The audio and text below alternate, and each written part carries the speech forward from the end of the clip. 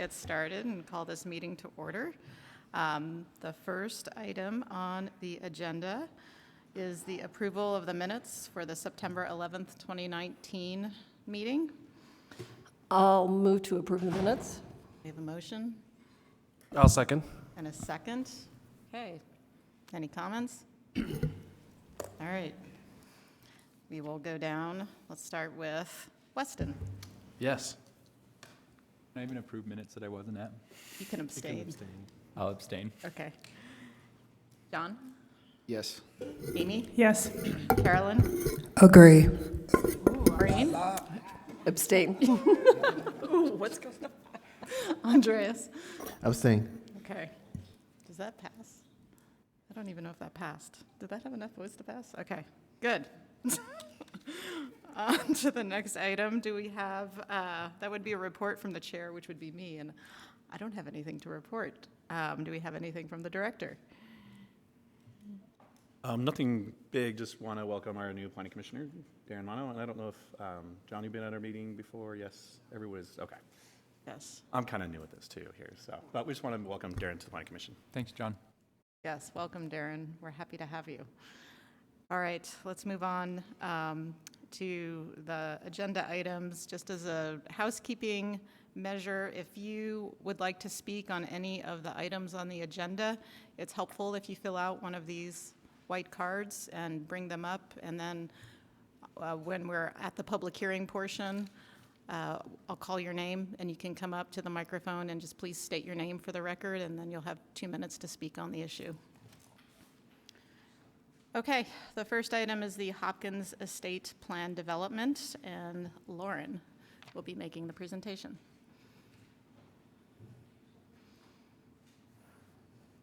All right, good evening, Planning Commissioners.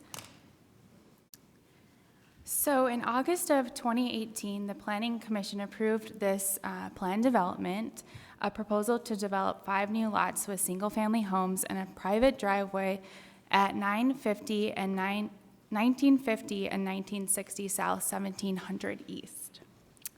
Modifications approved through that plan development included the creation of 4 lots without public street frontage and a reduced front and rear side yard setback for the home to be constructed on Lot 1 right off of 1700 East. A condition of approval was included that requires the applicant return to the commission for final review of the home on lot 1, again that abuts 1700 East, before a building permit can be issued. And this is what is before you today. The additional conditions placed on the approval related to design are listed on the screen, including number 2, that the eastern elevation of the home on Lot 1 shall comply with the front facade requirements in the zoning ordinance. Number 3, the eastern elevation of the home on Lot 1 is subject to standards for attached garages, or that it can't be more than 50% the width of the front facade. And then number 4, all 5 of the homes shall have primary exterior building materials of masonry in the front in the form of brick and stone, hardy board, wood, or stucco. So here are 2 aerial views of the subject properties, just to reacquaint you with this project. And then here is the approved site plan. The total lot areas range from 8,425 square feet to 9,830 square feet, well over the minimum lot size requirement of 7,000 square feet per lot in this district. The building envelopes that were approved are approximately 3,000 square feet each. Lots 2 through 5 are accessed via a private drive that you can see on the site plan there. And then the front lot will be accessed off of 1700 East. And then each home will contain a 2-car garage. Here is the footprint that was approved on the lot in relation to the footprint that's actually being proposed on Lot 1. As you can see, the proposal fits within the originally approved footprint, and the south and west setbacks are actually larger than what was originally proposed.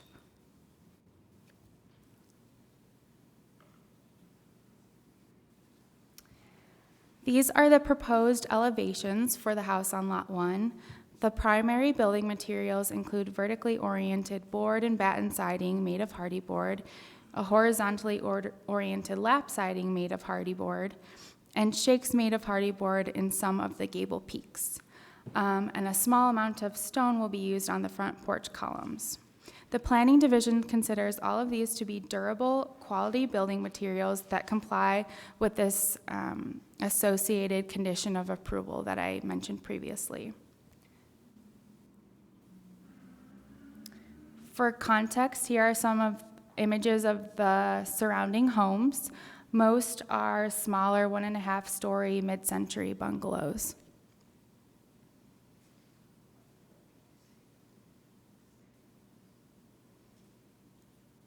And so those are directly across the street from the site.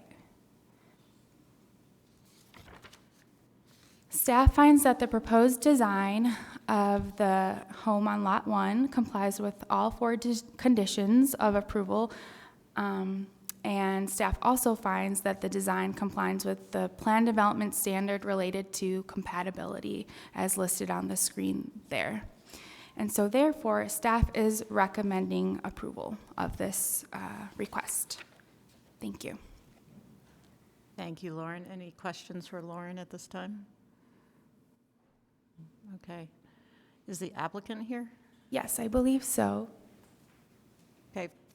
If you'd like to make a presentation or discuss your application, please feel free to come forward. You don't have anything? Okay. So the applicant is electing not to make a presentation to the commission, so then we can open the public hearing. So is there anybody here in the public who would like to speak? Is there anyone from the community council here who would like to speak on this issue? Is there anybody here generally who would like to speak on this issue? Okay, seeing none, we will close the public hearing. We will bring it back to Lauren and to the commission. Does anyone have any additional questions or comments? Madam Chair, gosh, okay. I find the right distance. I'm happy to make a motion. Thank you, Amy. Based on the information contained in the memo dated September 25th, 2019, the staff report dated August 8th, 2018, the information presented and the input received during the public hearing, I move that the Planning Commission approve the proposed design of the single-family home to be built on Lot 1 of the Hopkins Estate subdivision. This approval is associated with the larger plan development PLN SUB 2018-00033, which was approved by the Planning Commission on August 8, 2018. All conditions associated with that approval still apply. I'll second. Great. We have a motion by Amy and a second by Weston. Let's start. Any comments? Okay, let's start with the vote. Andreas? Yes. Maureen? Yes. Carolyn? Agree. Me? Yes. John? Yes. Brenda? Yes. Darren? Yes. Weston? Yes. Great. All right, motion passes. Okay. Next item on the agenda, text amendments to the RMF 30 low-density multifamily residential district zoning, and this is also Lauren.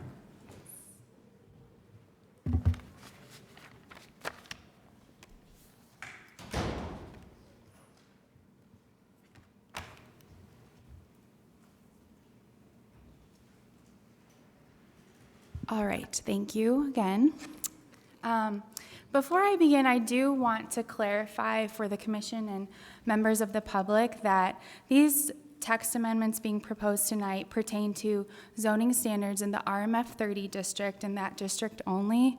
No other zoning district is being updated at this time, and no properties are being rezoned to RMF 30 at this time. There was some confusion that another rezone from R2 to RMF 35 might be affected, but that's not what we're looking at tonight. So just for clarification. And then also, hopefully you all there were some additional public comments that came in today and were put in your Dropbox. All right, so to begin, at the June 26th Planning Commission hearing, staff asked that the commission actually table this item in order for us to fine-tune the proposed zoning ordinance language. The language has now been finalized, and staff has also made a few additional updates to the proposal to address some of the concerns that were raised at the last public hearing, and that we think make for an overall better proposal. I will be going over each of these updates tonight that differ from what was presented to you all in June.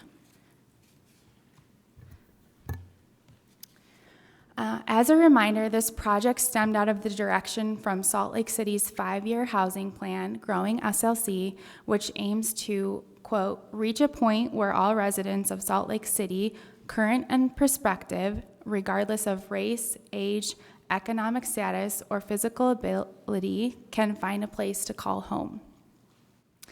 The first objective in the housing plan specifically speaks to amending land use and zoning regulations to facilitate new housing development. Based on current zoning standards, the average lot size in the RMF 30 zoning district cannot accommodate anything more than a single-family home. 76% of lots cannot accommodate anything more than a duplex or 2 units on a lot. This multifamily zoning district cannot accommodate multifamily uses, which is why this district must be updated to accommodate the city's rapidly growing population.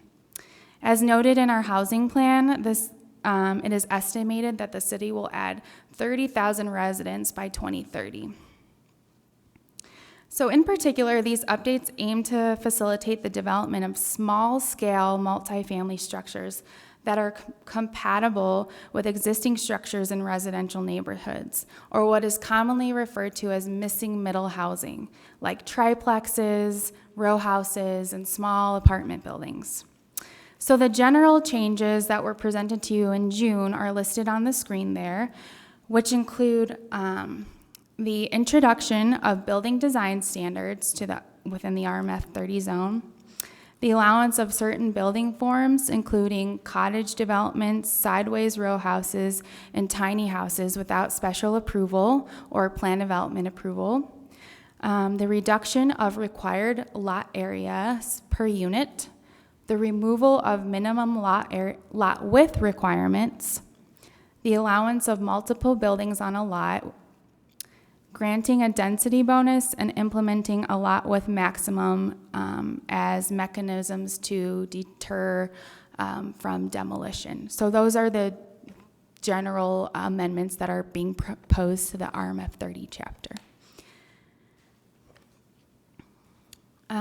So as a reminder, there are actually 4 multifamily residential districts in the city, ranging from low density or RMF 30, which the text and amendments are being proposed to the highest density or RMF 75. The goal is to solidify updates to the RMF 30 districts to start, and then come back and update the 3 other districts in a similar manner. Looking solely at the RMF 30 district, there are approximately 1,028 properties located in the RMF 30 that are greater than 2,600 square feet or adequate to build upon. 331, or about a third of these properties, are located in a local historic district where demolition is difficult to achieve. Oh, and one more thing. The majority of parcels in this district, or 565, have single-family homes, 130 have duplexes, and 178 have multifamily buildings. And the rest vary in land use from non-conforming commercial uses to larger planned developments.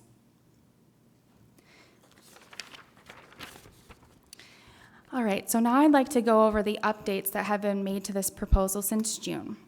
So the first is the updated purpose statement. Again, the city's housing plan encourages the removal of zoning barriers to housing development in general. However, the more specific goal within the RMF 30 district is to facilitate the development of small-scale multifamily housing types that are compatible in terms of mass and scale with existing structures in residential neighborhoods. Therefore, the purpose statement was updated to reflect this, instead of simply stating the allowed uses in the district and the number of units allowed per acre like it previously did. The idea is that the zoning regulations within the RMF 30 district all work together to further this purpose statement. And so the updated statement is on the screen there.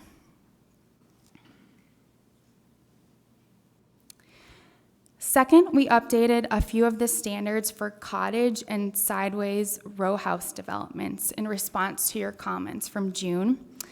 The city would like to promote these two building types in particular because they work well as infill development, especially on Salt Lake's long, narrow lots, and can be subdivided to promote home ownership of smaller units.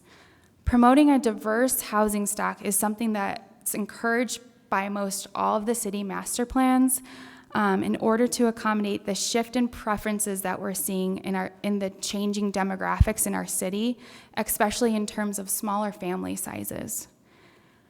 So in particular, we limited the height of cottages to 23 feet for pitched roofs and 16 feet for flat roofs, and reduced the parking requirement to 1 stall per unit. And the height requirements are those that are currently in our SR1A district, which covers a lot of the avenues and some of Capitol Hill. So that's where we pulled those numbers from. And again, cottages are meant to be smaller units clustered around open space. And then we also renamed side-oriented row houses to sideways row houses, as orientation can mean different things depending on the lot. And then more notably, we removed the delineation standards that were required for each unit to be delineated as its own through the use of different materials, articulation, etc., which was something that you all thought might be too prescriptive. The delineation standard was put in place to help break up the longer side building walls on sideways row houses, but we still have entry feature requirements and glass requirements that should help do that as well. Staff also wanted to revisit the proposed minimum lot area requirements per unit to align with the city, to align better with the different city master plans.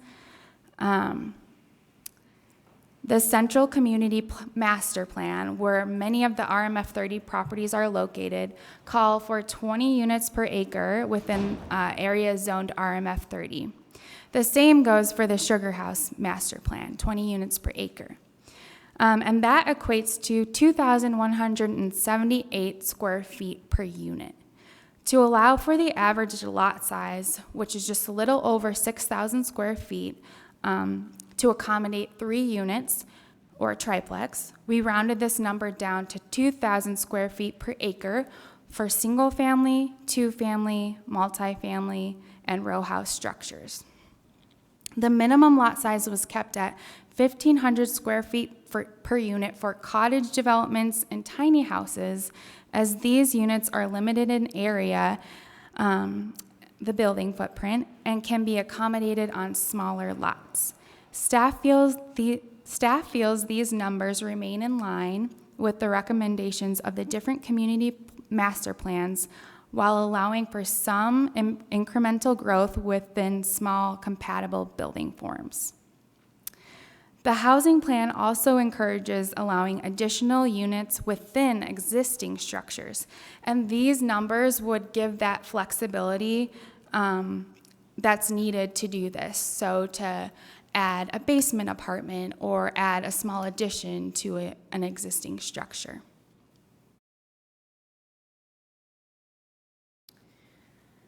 So finally, in keeping with the idea of allowing incremental growth within small-scale multifamily building forms, staff is proposing to limit the number of units within multifamily structures to 8 units.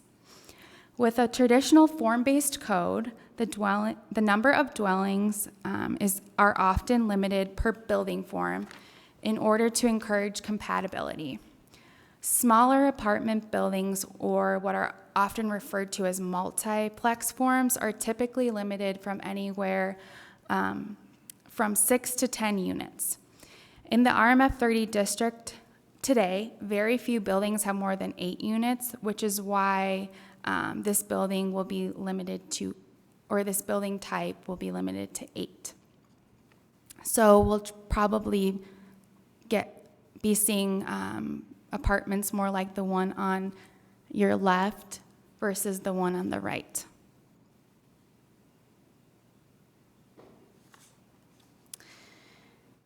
Finally,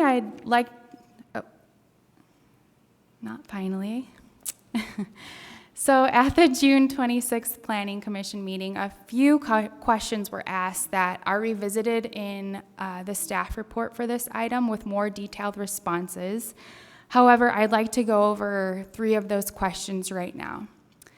The first question asked was, is there a trend happening in Salt Lake City where we're seeing housing being demolished and then replaced with fewer housing units?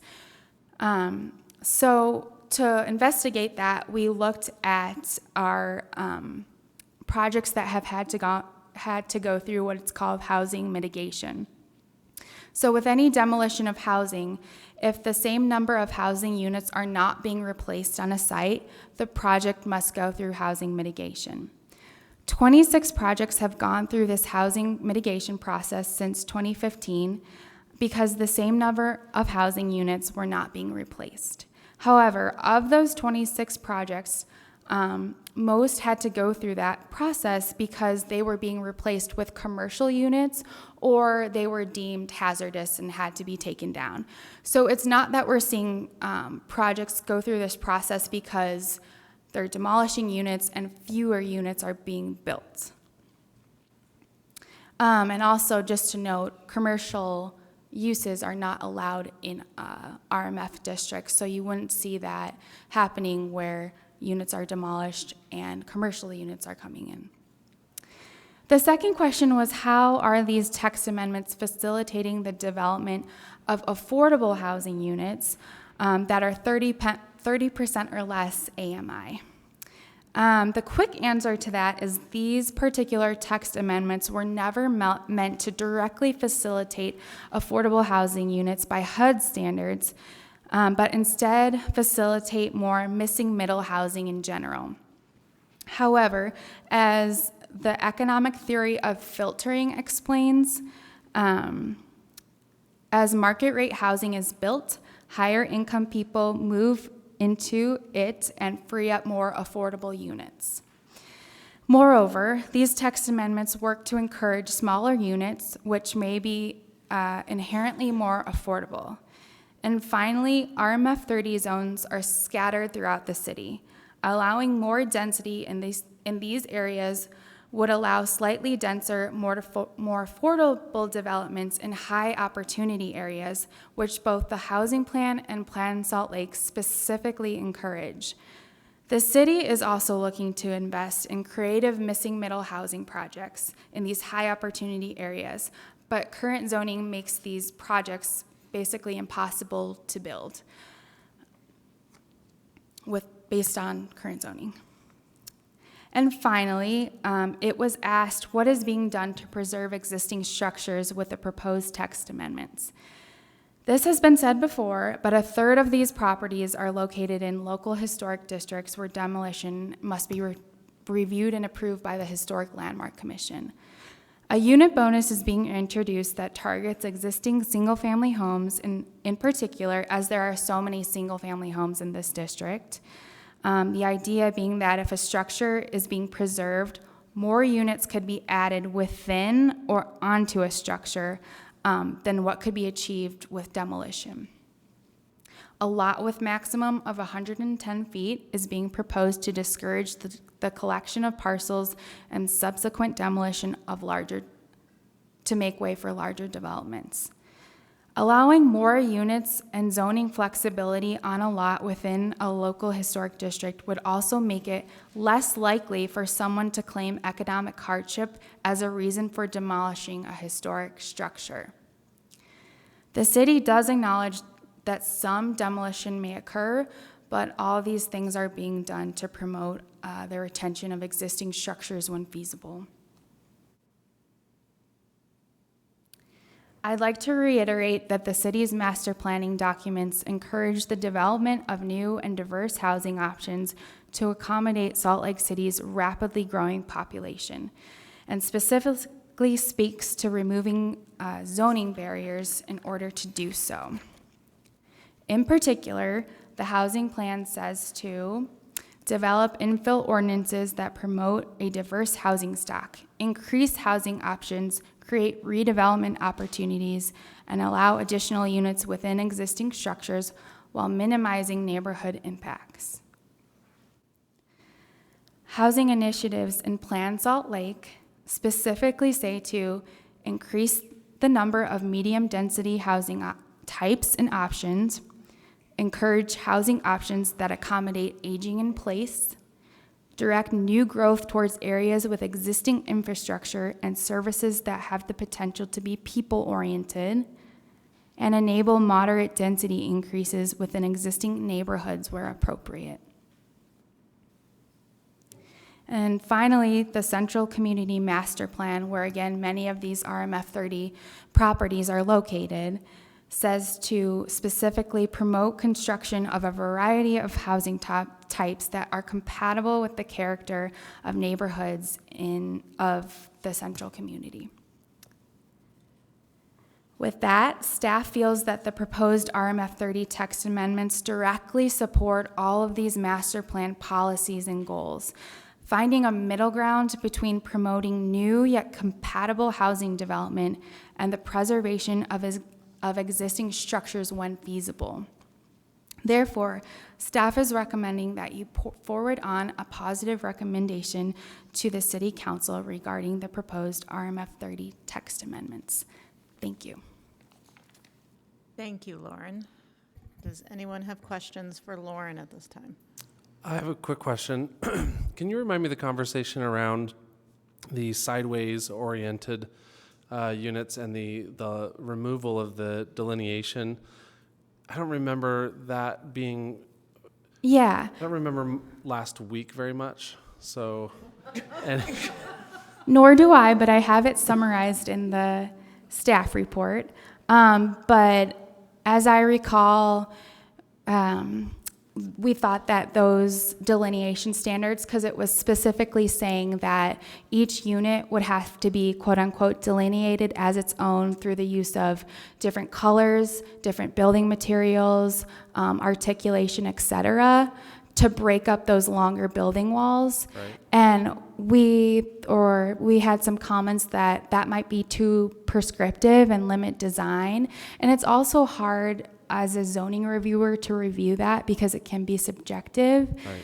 And therefore, we decided to take those out because we made the assessment that there is 35% glass being required on the interior walls for these side-oriented buildings in particular, and they're also going to have entry features, so that's why we eliminated those.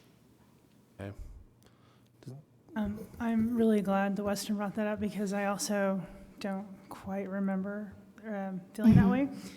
And when I look back on the year and a half that I've been on the commission, as we've struggled very much with this issue of the side-oriented infills, I appreciate that it does present some subjectivity to you to decide what's delineation. So we struggle with those long walls. We've typically not liked that. We also which is why like Hopkins had to come back to us, is because the side that orients to the street is often a blank wall with a window, and we don't like that. So I think going from understanding how subjective this can be for you and how subjective it is for us too on that level to no delineation seems to me that we're not hitting the mark on this particular type of infill. And I wonder if with these text amendments, if they went through with no delineation, if then those do not have to come before the Planning Commission, that then we would get the things that we continually modify when we see them because they're not hitting that mark.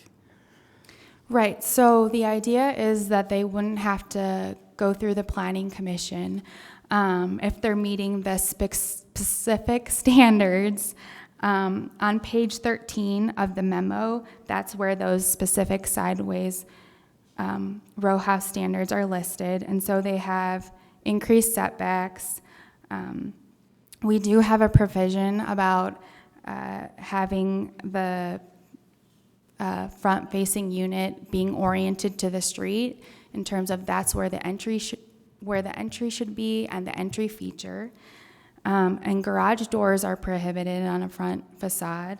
And then finally, it has specific glass requirements. And these are all different from, like, let's say a single-family house came in. These standards wouldn't apply. So I feel like the no delineation is too far one way. Because what I've also seen is that the standards are like, you have to have a door facing the street are just so generic for you that a developer can come to you and they just put a door and no other features, nothing else than we struggle with. And from your perspective, they have met the ordinance, they have met the design code, it's good. Then when it comes to us, our perspective is like, that's not really what we're going after. And so I think it places an undue burden on you because you just have this on paper of like, oh yeah, you've met this. And it's not meeting a spirit that we have collectively over the last 18 months that I've been doing this, been moving towards. So I feel like we need to work on that particular part of this no delineation and the way that's going, I just don't think hit the mark for me. Okay, I will say that with these text amendments, we really beefed up the entry feature standards. If you look at page 19 through 21 of the staff report, you can see there's diagrams for what the entry feature standards should look like.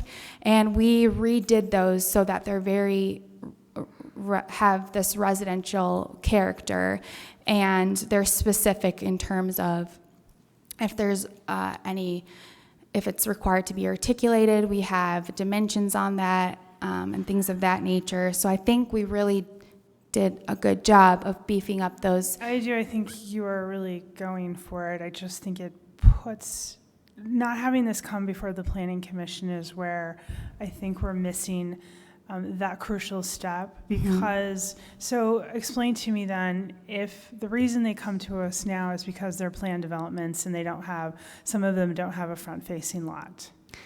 Right. And so with this text amendment, all of those type of features would not, they would still be a planned development?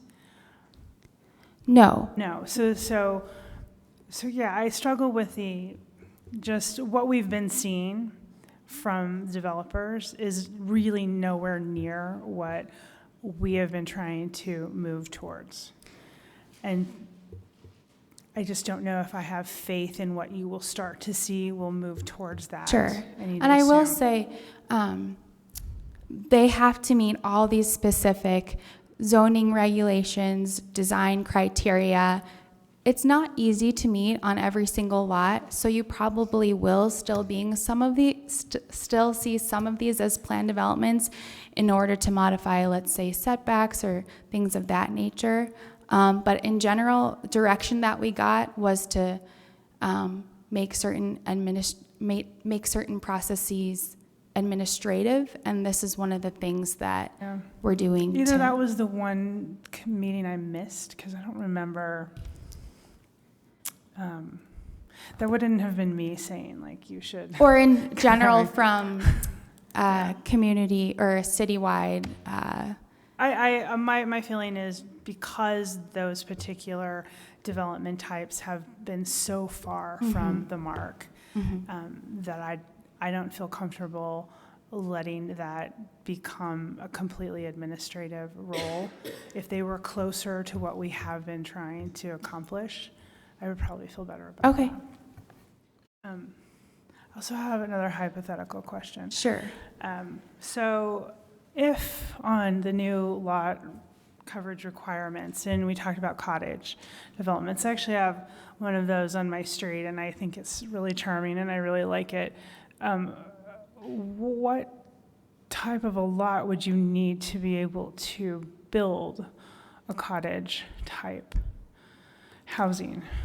It depends. And a cottage, we typically see that U shape, and I think we think of a U shape when we think of cottage developments, but the standards just say 2 or more structures limited in size. So they could be arranged one after another in a line. They could be arranged in that U shape. You would probably need a relatively wide lot, and relatively greater than 30 feet wide, because we do have 30-foot wide lots in this district. But I think it just depends on the design, the size of the structures, how you're gonna. So you can orient them different. That was kind of what I was Yes, asking. you can. And then my last hypothetical. So if in this text amendment, could you say preserve a single-family home or even demolish it and put on a collection of tiny homes? Because those are typically less than 2,000 square feet. Are we precluding that type of a development because even the minimum still is 2,000? So the minimum for tiny homes will be 1,500, just slightly less. And we're limiting the size for tiny homes to 400 square feet per unit. So they're quite tiny. Okay. All right, thanks, Does Lauren. that answer that? Okay. Yeah, it does. Thanks, Lauren. Okay, any other questions for Lauren? I do. On the standards for cottage developments, it's limited to 16 feet in height for flat roofs and 23 feet in height for pitched roof. Can you discuss why those exact heights were chosen? Sure. So we wanted to limit the heights for cottages because, again, this building form is smaller scale in nature. And as I discussed, we're trying to allow more density, but in a compatible way. And we feel that this building form does that. If you look at other communities, they do limit the footprint and the height. And so we were thinking about a flat roof structure going up to all the way to 30 feet, which is the general height max in this district. And we didn't think that that would be compatible or necessary. And the 16 and the 23, again, was pulled from our SR1A district, which is a zoning district that covers a lot of the avenues and Capitol Hill area. And then also I will say the gross area restriction excludes basement area. So if you couldn't go up as high as you'd like, you could have a basement. And I guess that's where I'm going with that question, is that 16 feet's a really difficult height. It's way too tall for a single-story building, but it's not tall enough for a two-story building. So it seems like a difficult choice. I think it's very similar to what the previous ADU ordinance was, which was 17 feet for a flat roof, if I remember correctly. And it was never possible to get a second story on that. So my recommendation would be if two-story, like a small two-story home is what is intended, then it should be closer to 18 to 20 feet at least. Because 16 is a really, it's way too tall for a single story, but it's not tall enough for 2 stories. I think, to be honest, our intent is for these to be single story. I will say you can do a cottage development, but choose to do it as single family arranged on a lot. And that way there isn't the footprint restriction or the height restriction, but you do have to have more lot area. Okay, any other questions? I have a question, nothing to barrage you with a lot of questions, but since we're looking at an increase in population and, part of the reason we're doing this is to accommodate those particular changes, should we look also at things like access to public utilities, police, fire, all those different things, or is that a different purview, a different conversation, do you think? It's a little bit different of a conversation, but the RMF 30 districts or properties are in areas that have access to those things. And with any development, there's building code, fire reviews, and to be honest, those are things that if they don't have the capacity to meet building, fire code, et cetera, that might limit some of these developments. But that is not something that the zoning ordinance can change. Okay, thank you. Okay. Any other questions for Lauren at this time? No. I do have, actually. One, okay. Sorry. Go, Brenda. Tiny houses. I don't remember them being in the discussion that we had in June. Maybe they were, but is there anywhere in the city where tiny houses are allowed? So tiny houses are not prohibited. Right. It's just that we require a 5,000 square foot lot at minimum to put them on. And so they're just not feasible to build. And you also can't have two structures on a lot, so they You can have can't be. one tiny house on a 5,000 square foot lot? What's Or that? You can have one tiny house? on a Right, okay. that's it. So again, it's not that they're prohibited, they're just not practical. And can you show us any examples of tiny house communities on a single lot? No, I can't, and I think it's because they're not practical to build. And the staff. Not in Salt Lake City, but let's say, Oh, sure. somewhere else where you have a series of tiny houses on Sure. a single lot.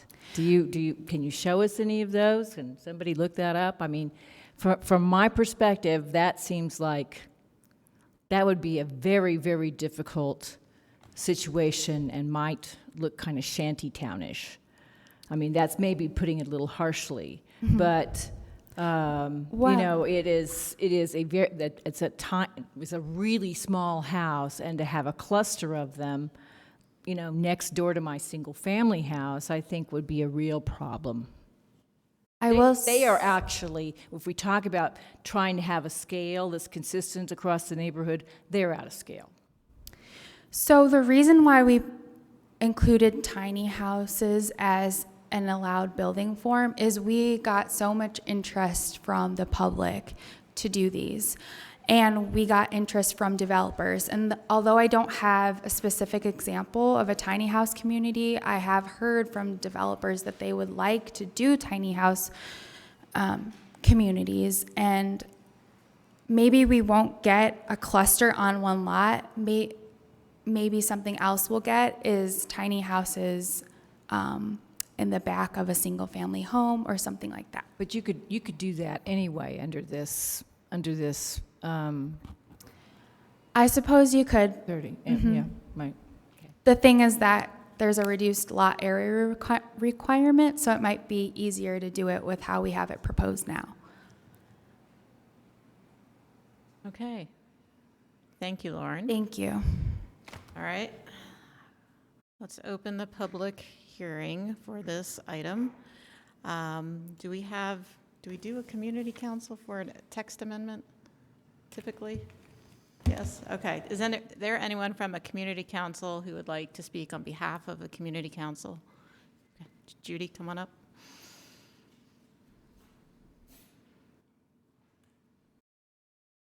And just so everyone knows, if community council representatives get longer time when they're speaking on a matter on behalf of their council.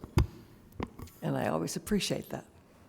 And please state your name, Judy. I'm Judy Short. I'm the Land Use Chair for the Sugar House Community Council. And we reviewed this clear back in March. And then we had a lot of online dialogue back and forth. And I think the general sentiment was for the specific places that Lauren called out on the maps that said these are going to be changed, there wasn't a lot of objection. There are places along 7th East and 9th East that have big, deep lots. They seem to be underutilized. The houses don't look in terrific condition, and perhaps some renovation of those areas seemed appropriate. The other section, we have two wonderful condominium communities, the Greystone and the Elizabeth Street condominiums. Both of those are quite large. One was built in 71 and one in 78. I've been through units in both of those. They're very well maintained, and they have a very strong organization of owners. They're all individually occupied. So we didn't feel like those would be, because you'd have to redevelop the whole thing.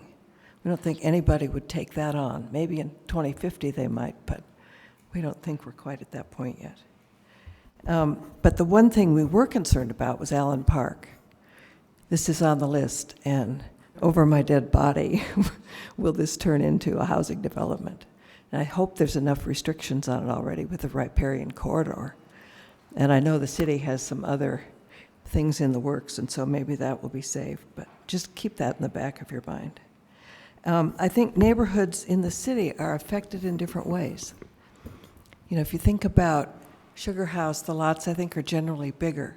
In Central City, even, Liberty Wells, that neighborhood, and a little bit to the west of State Street, the lots are smaller. And so if they're smaller lots and you start adding more housing, you get a lot more people. I don't know. There's just a different kind of an impact. And I think those neighborhoods may bear the impact, and they're already getting the effect of all the brand new apartment buildings that are going up. And I really don't think there's an incentive not to tear down old homes. I don't know if you've heard, but with the accessory dwelling unit, we've learned that the city requires a separate sewer and water line to a separate unit in the back. And that's a $30,000 charge, approximately. That's a lot of money when you think you're going to get a nice, inexpensive place to rent out.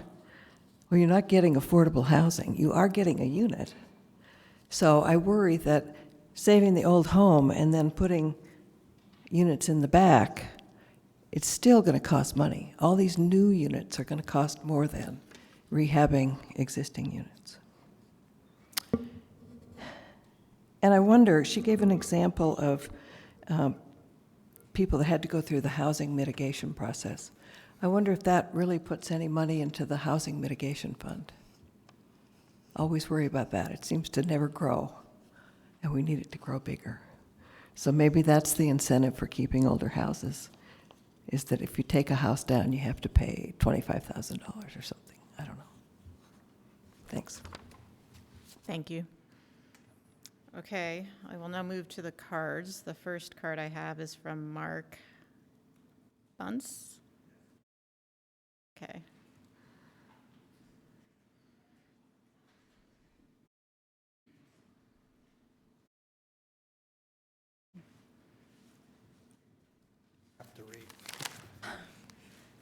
Please make sure to state your name and speak into the microphone for us.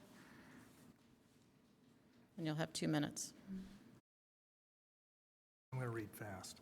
My name is Mark Bunce. I live in District 4, the Binion area. Back in the 60s and 70s, the city was losing population of family homes. To try and increase the population, the city loosened zoning densities and thus became the apartments and the 4 and 6 plexes in the neighborhoods that has led to more degradations of our neighborhood. In the early 80s, when we bought our home, the Binion area of District 4 was classified as blighted, with just about every bit of money that we earned, and with a lot of sweat, we restored our home. Then by the mid-90s, the new master plan came out, and after 10 years of planning and hundreds of thousands of dollars later, we began to see our hard work was paying off as others had saw the possibilities of the homes in the area, and they could coexist with the density and many of the issues that it brings. Our home was once again our homes were once becoming family homes again. With the changes as being proposed to the RMF 30, you are trying to increase rental property at the cost of our neighborhoods. These neighborhoods have only started to recover since the early 2000s. Citizens of Salt Lake City deserve to trust the city boards and departments to follow the master plans that took 10 years to implement. We've invested in this city in both money and in time, and the city needs to honor our commitments to the current zoning regulations. Changing the rules isn't just as we are recovering our investments would indicate city officials cannot be trusted as to why then we'd even bother to have zoning rules. Reject the amendment, restore order to the original writing and detailed with the density on property by property basis, as we have done in the past. So you would have the options to do just like you have done in the past, make selections based on property length. Thank you. Great, thank you very much. Okay, the next card is Cindy Cromer.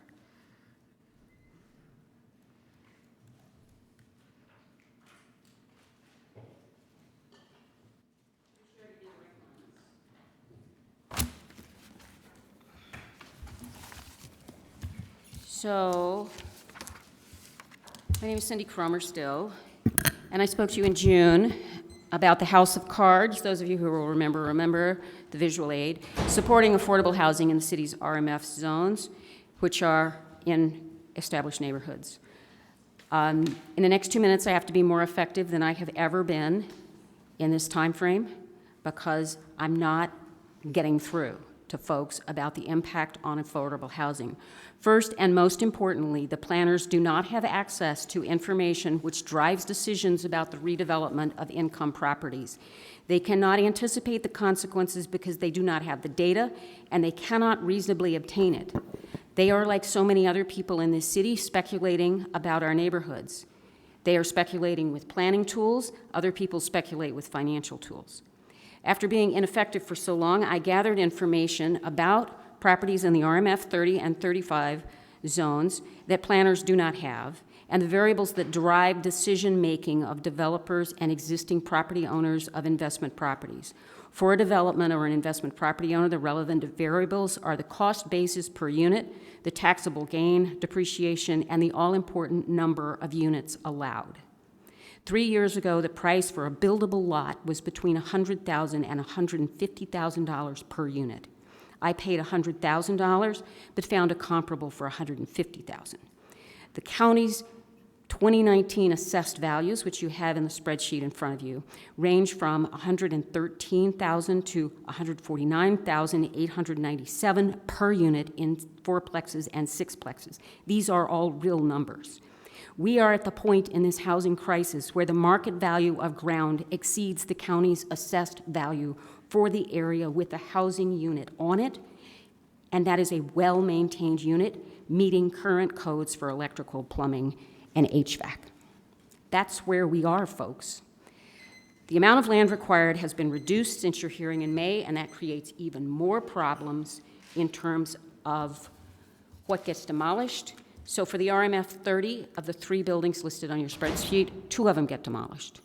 And the total loss in number of units, all of them well-maintained, is 11 on this spreadsheet. I can go into more details. I think there are other people who want to speak.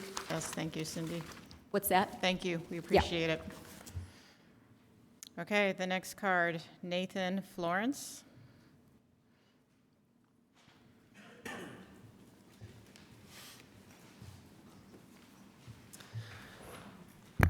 Hi there, my name's Nathan Florence, and thanks for all of your work. I also live in the Benyon neighborhood, so this doesn't directly affect my neighborhood right now, but we have, several years ago, Luke Garrett undertook a zoning change in our neighborhood where we went in the opposite direction as this, and so we went from RMF 30 down to an R2, and that we saw as a neighborhood that there were sort of properties being bought by the same people, and we were a little bit worried about larger developments happening. And we just thought it was important to consider, now several years into this sort of the exact opposite decision being made, the amazing things that have happened in our neighborhood. We've seen a lot of those areas, several of those areas where we were a little worried about apartment buildings going in, have renovated existing homes and really turned those into some beautiful, very livable properties, and have not gone up and, become too expensive, I guess, relative to the neighborhood. So we would just like to see that this neighborhood, I think the Benya neighborhood is not being considered as part of the research. It's going into this decision, and I'd like to see that happen. And I was actually impressed by the presentation, and then I heard a sort of a big warning sort of message, which was the term high opportunity areas. And that made me a little nervous for the neighbors or the people who live there right now. It's always a little bit scary to hear your neighborhood referred to that way, right? Thank you. Great, thank you very much.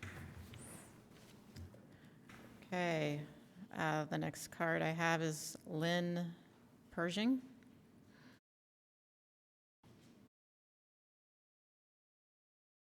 Thank you for allowing me to speak this evening. Please state your name and. Lynn Pershing, District 6. Do I need to give my address? No. Okay, thank you. District 6. I read with a lot of interest, actually, this new proposal. I was frankly shocked. I wanted to provide some historical perspective to you. I'm looking across the room here, seeing that maybe some people weren't born yet. Maybe some people didn't live here, or don't remember because they were too young. But let me explain what happened in the avenues in the late 60s and the 70s. I think someone already alluded to this. They started tearing down historic homes and putting in sideways multi-family, they'd be called multifamily dwellings. Today they were apartments then. That resulted in a destruction of neighborhood identity, cohesion, and property values that have taken 40 years to recover. We destroyed that neighborhood. We destroyed it. If we don't learn from our past mistakes in zoning, we are doomed to repeat them. We have a great city. We are the envy of all mid-sized cities in the United States. Did you know that? Because we have single-family residences close to an urban core. Everywhere else in the United States, it's been blighted with the suburban, flight in the 60s and the 70s. We kept that alive, and we should be commended for that. We do need more housing, but I am astounded to see those statistics put up there that they're going to tear down, even in local historic districts, homes that's against the LHD, number one. Number two, it's against 3 city ordinances, adding to our air pollution, sustainability, and affordability.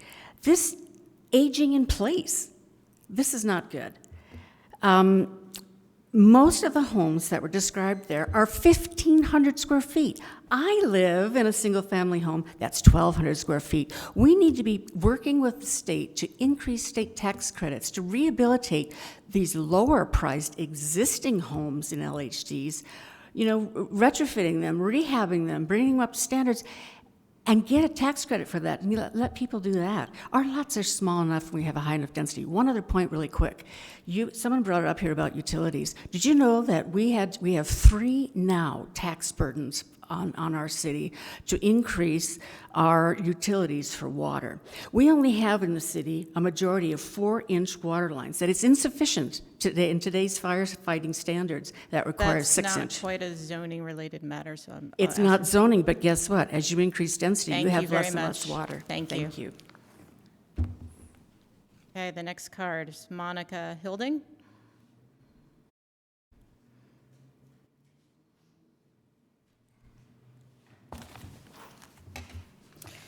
My name is Monica Hilding, and I am here today to argue against this. It is destabilizing. There is a proposed apartment or townhouses, side views, 3 of those proposed next to my house. And I bought my house 30 years ago. Downtown Salt Lake, just below the university. I put everything that I have into that house. I have solar panels on it. I have a beautiful garden.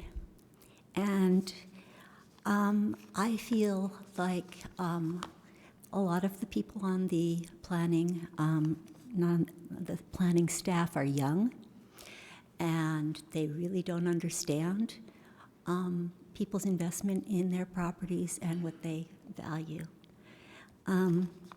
They are favoring hypothetical people and families over longtime residents who have invested their life savings in restoring their properties.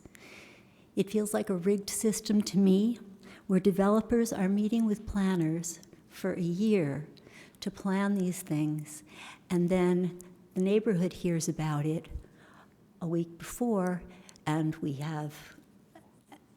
then there's an open house. And it seems unfair to me. As far as the affordable housing, in the 5-year plan, it says, incentivize the preservation and improvement of existing affordable housing. Create a net increase in affordable housing units while avoiding displacement of existing affordable housing to the extent possible, and retaining and expanding the diversity of AMI and innovative housing types. So what I see happening is old homes being torn down. I see there's an incentive to let properties deteriorate so that they become the nuisance. The developer said, or Lauren said. That was your time, so okay. if you could wrap up. A lot of them were demolished because they were nuisances and problems, and landlords are doing it on purpose. Great, thank you. The next card is Paul Svensson. Apologies if I mispronounced that. Well, thank you. Paul Svensson, I live in the Avenues. I'm also a member of the Historic Landmarks Commission. Nice to be here. I just had 3 very quick things to say. One is, I want to just compliment the staff on how well presented, how well thought out, how thorough I think this proposal is. I think it's one of the better zoning works I've really ever seen from Salt Lake City, and I think it's a tremendous step in the right direction. With respect to the idea that we will be losing existing housing, I think that's wrong, and there are 2 reasons. One is that much of this, as Lauren has pointed out, much of the zone that we're talking about is within historic landmark districts, local historic districts. As we all know, demolishing a significant historic house in a local historic district is damn near impossible. So that's one protection. The other thing is just the skyrocketing property values that we've seen. We are at a point now that even anywhere in the central Salt Lake area, lots with existing homes on them are going to be prohibitively expensive from demolishing. It's not going to make sense. Even if you can put 4 tiny houses on it, that will never make financial sense.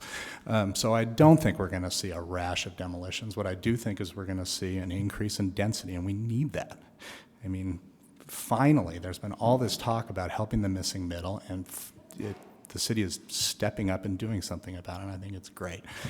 The last thing is on the delineation, and I think this is a minor point, but it seemed to me like maybe there was some confusion among the panel about that. The removal of the delineation requirement does not mean that the units on sideways row houses will no longer face the street. The one on the end will still face the street, and there are very rigorous design guidelines in place to make sure that that entry feature embraces the street. It just means that we won't have a fake Disneyland-looking hodgepodge, and will allow developers to do something that's a little more cohesive. Thank you. Thank you very much. Okay, the next, Janet Warworth? Apologies.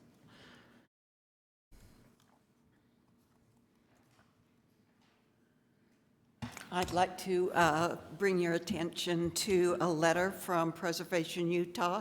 Please state your name for the record. Janet Warburton. Thank you. I'm a Sugar House homeowner and a trustee on the board of Preservation Utah, which used to be the Heritage Foundation.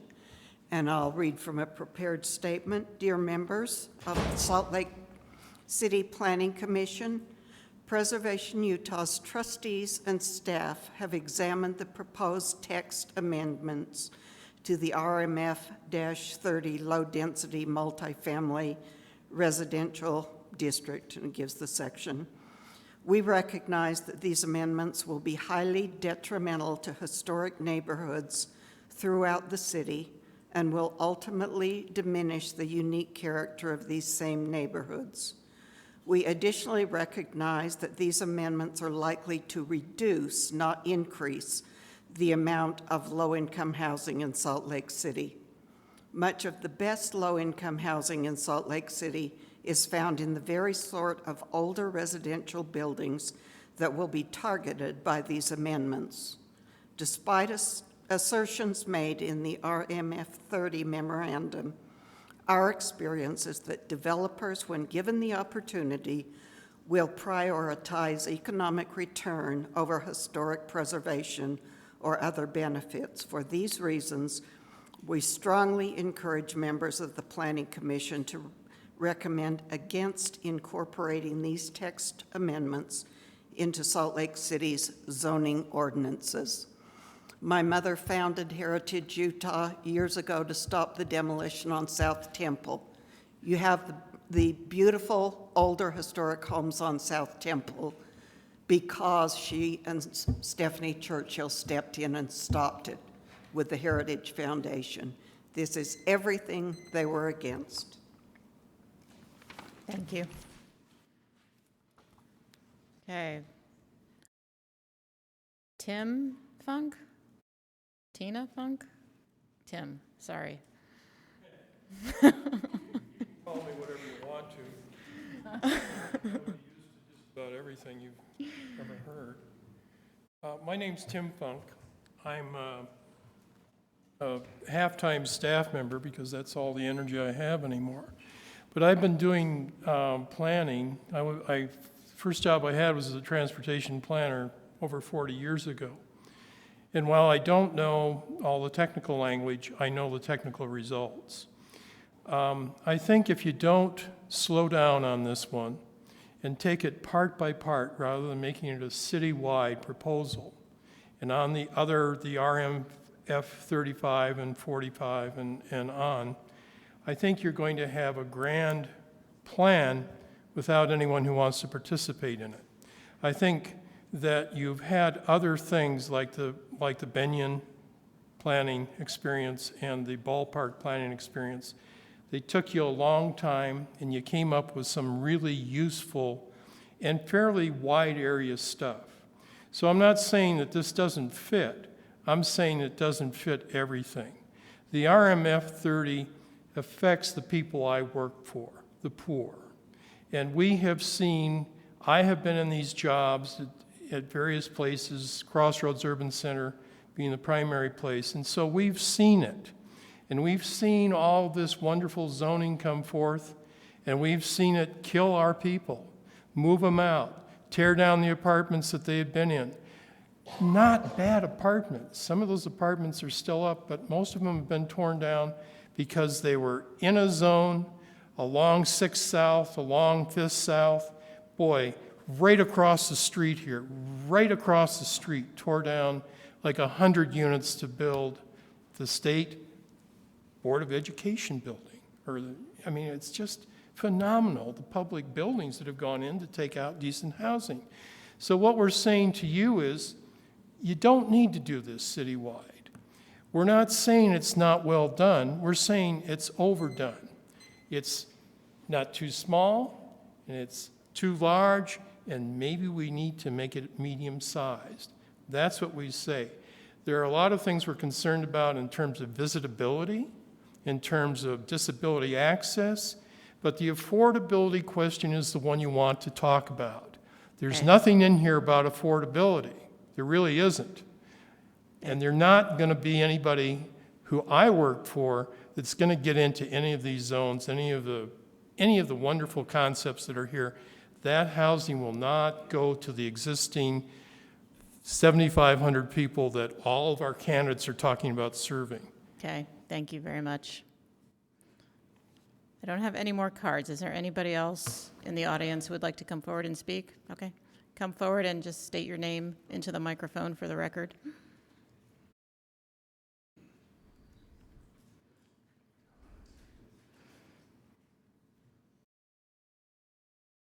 My name is Jared Hall. I'm a resident in District 3.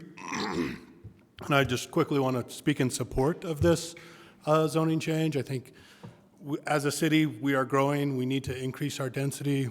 Yes, we have single-family homes near our downtown, but not everyone thinks that's the greatest thing. Some people think that's a waste of resources to have an urban core surrounded by such low-density housing.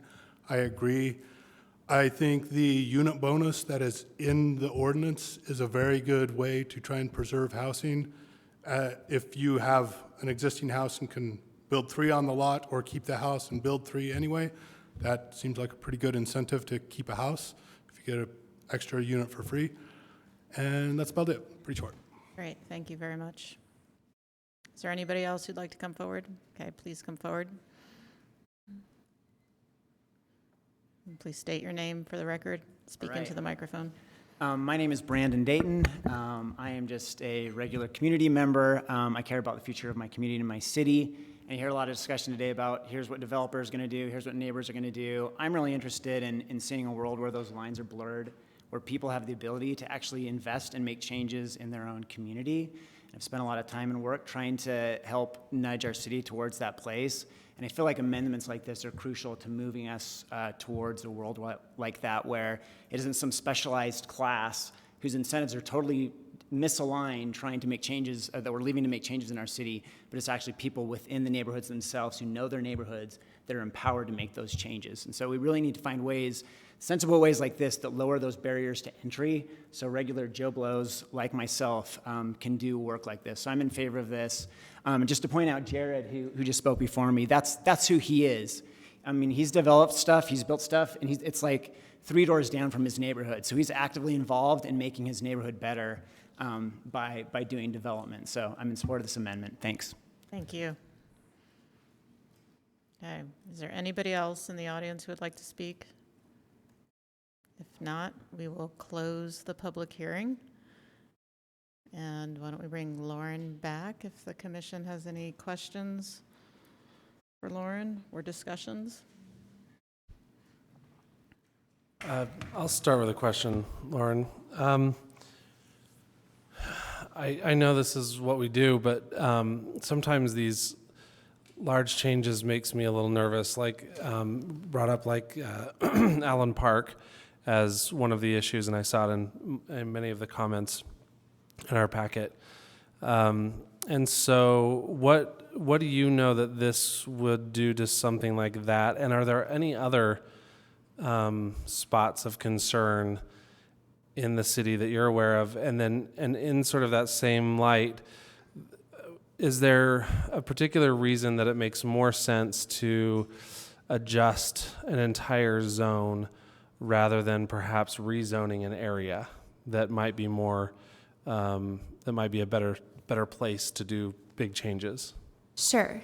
I'll try to remember both of those questions. And I can ask them again if you need me to. Yeah. So to start with the first one with Allen Park, and I will say we did get a lot of public comment. The community is concerned with preserving the open space that Allen Park has to offer. In response to that, it's currently zoned RMF 30. So there could currently be a housing development there. The one thing I will say is the riparian corridor does run through basically the center of that whole property. And even with these text amendments that could get you a few more housing units, it's going to be a very difficult parcel to develop. There's also sewer and water issues, things of that nature. So if it does get developed, and I don't know if it will because it's a private property, it's going to be difficult. And it could be developed now with housing. What else was I going to say about that? Not sure. But and that's a really one of the largest parcels that are zoned RMF 30. The other larger parcels are typically planned developments that were specially approved, and they're going to be hard to modify. The second part of your question about going for areas versus this zone, and this is a multifamily zone that today doesn't really allow multifamily housing. As we see on this map, you can see the multifamily zones are highlighted in orange, and that's the 30, 35, 45, and 75. The yellow are the zones that are all single family. Those zones are not being touched. If we were to go area by area, we would be having to just rezone single family, potentially commercial, different zoning districts that could be quite complicated. So I think the goal of this is to allow moderately sized RM multifamily buildings in a multifamily district, and that's why we're taking that approach. Does that help answer your question? Yep. Thank you. Any other questions for Lauren?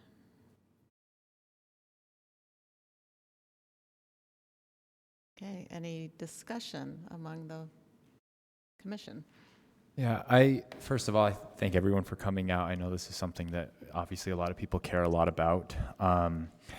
I think that it's important that we understand all of these concerns. I also think it's important that we have zones that work for their intended use. And so if the intention is to have a multifamily zone where it's essentially impossible to build multifamily housing, I think it's important, and I thank staff for bringing this to us. I also think that it's important that we preserve single-family homes, and it's important that we preserve the character of neighborhoods, but it's also important that we allow for development within our city because there's no additional empty land, and our city needs to densify. So I think that this is a really important step, and I'm really grateful that staff has brought it to us. Darren, any other comments from the commission? So these are more to the other planning commissioners, but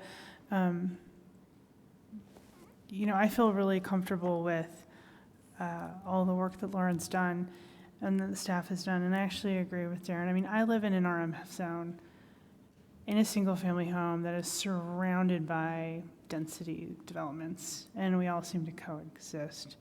But I think that map really showed me we preserve our single-family homes a lot. So I don't feel like we're singling them out. But I am concerned about the delineation because, as I stated before, for those box sidecar type developments, we just haven't seen really good ones come before us in 18 months. They've all been pretty bad, and we've had to modify every one in my memory to make it. Just because it says you have to orient to the street, they don't do a good job. And so my concern is on that. I don't know that I would support a proposal that doesn't try to address that failure in my mind. And I just wanted to kind of gauge if other commissioners felt that way. Commissioner, could I ask just a clarifying question? When you're talking about delineation, are you talking about that each separate unit looks like a unique individual unit, or are you more concerned with just generally more articulation, more? I think in general, we have had the delineation be an issue for those blank walls that have been really monolithic, and we have had to modify them to have some. I think I understand it becomes prescriptive when we're dictating color and stuff like that, and so I get that, which is why I think delineation is part of it, but also it's in general of how those are coming to us. In 18 months, they've been not great, which is why I think we as a body have continued to struggle with them because they're not hitting the mark. And so I think it's more in general. And I am kind of honing in on the no delineation because that's what was presented. Right. I just didn't want to make sure that it was like this one has to have red brick and then the next one is No, white. and I do agree that can be too prescriptive, and I don't want to necessarily go that way. I think it's more of the general treatment of, is this really meeting the intent? And oftentimes, no matter how good those things come on paper. Staff ends up going, yeah, you meet it, and then we see it, and it's like, no. Right, okay. I just wanted to clarify. Thank you. So if I can speak to that and perhaps ask a question, Amy, are you really talking about the rear of these buildings? The what? The rear of these buildings, the back of them, that face another unit. Are you talking about that, or are you talking about the front of the units? I'm talking about both. And in the past 18 months, we have had issues with what is the rear, which is that's big sidewall, and the front. Well, I don't recall many issues with the front, and I don't recall, and I know that we disagree on what's an acceptable solution to some of these things architecturally, but I'm in agreement that we should not have a big blank wall on the back, but I think that the requirements that this provides enough windows and so forth to solve that problem. I am in favor of not having severe delineation requirements for two reasons. One is that I actually like units to have quite a bit of coherence and not, as someone said earlier, have a hodgepodge that is kind of fakey Disneyland because we have to change materials or colors from one thing to another or different details or whatever. I don't think that's a natural way in which design should be accomplished. And the second is it's very hard if we don't have that kind of definition of delineation, then we are really setting ourselves up for an interpretation that's very difficult to do. So what I think that you're really suggesting is that all of these should be conditional uses and therefore come to the Planning Commission for design review. I agree with Brenda. But I also want to add that I hope that that this proposal does not get held hostage by a very small part of it. I think the delineation, though it may be important, is only the side of one type of potential building in here. And I think that to prescribe that you have to design a building in a certain way is very difficult. It's very difficult to work under. But I think it's also something that it's such a small part of this proposal that I don't think that is a big enough issue for me to think that we can halt the entire proposal. So I don't want to halt the entire proposal, and I don't want to delineate. I want to perhaps, yes, Brenda says state that these do come before the Planning Commission. I think most of us will remember what that horrific back rear looks like on that 1700 South 6th East development. That we all thought we never want to see that again. If these were just a one-off and didn't come before us all the time, it wouldn't be such a big thing in my mind. But these are becoming the most frequent type of infills we're seeing on lots. And they don't meet the spirit. The developers have not upped their game in design. And I really have struggled with what they look like. And I think we as a body have struggled with them. And so I don't want to hold this hostage, but I do think I personally would like to see that particular part change, that those do come before the Planning Commission, and that's all I'm requesting.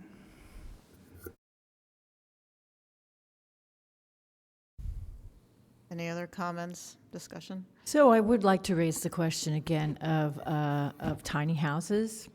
I am concerned that it's going to look like a summer camp, and I know that unless we can bring forward some examples of what this in fact might be and how they would be site planned and whether there are concerns about that site planning.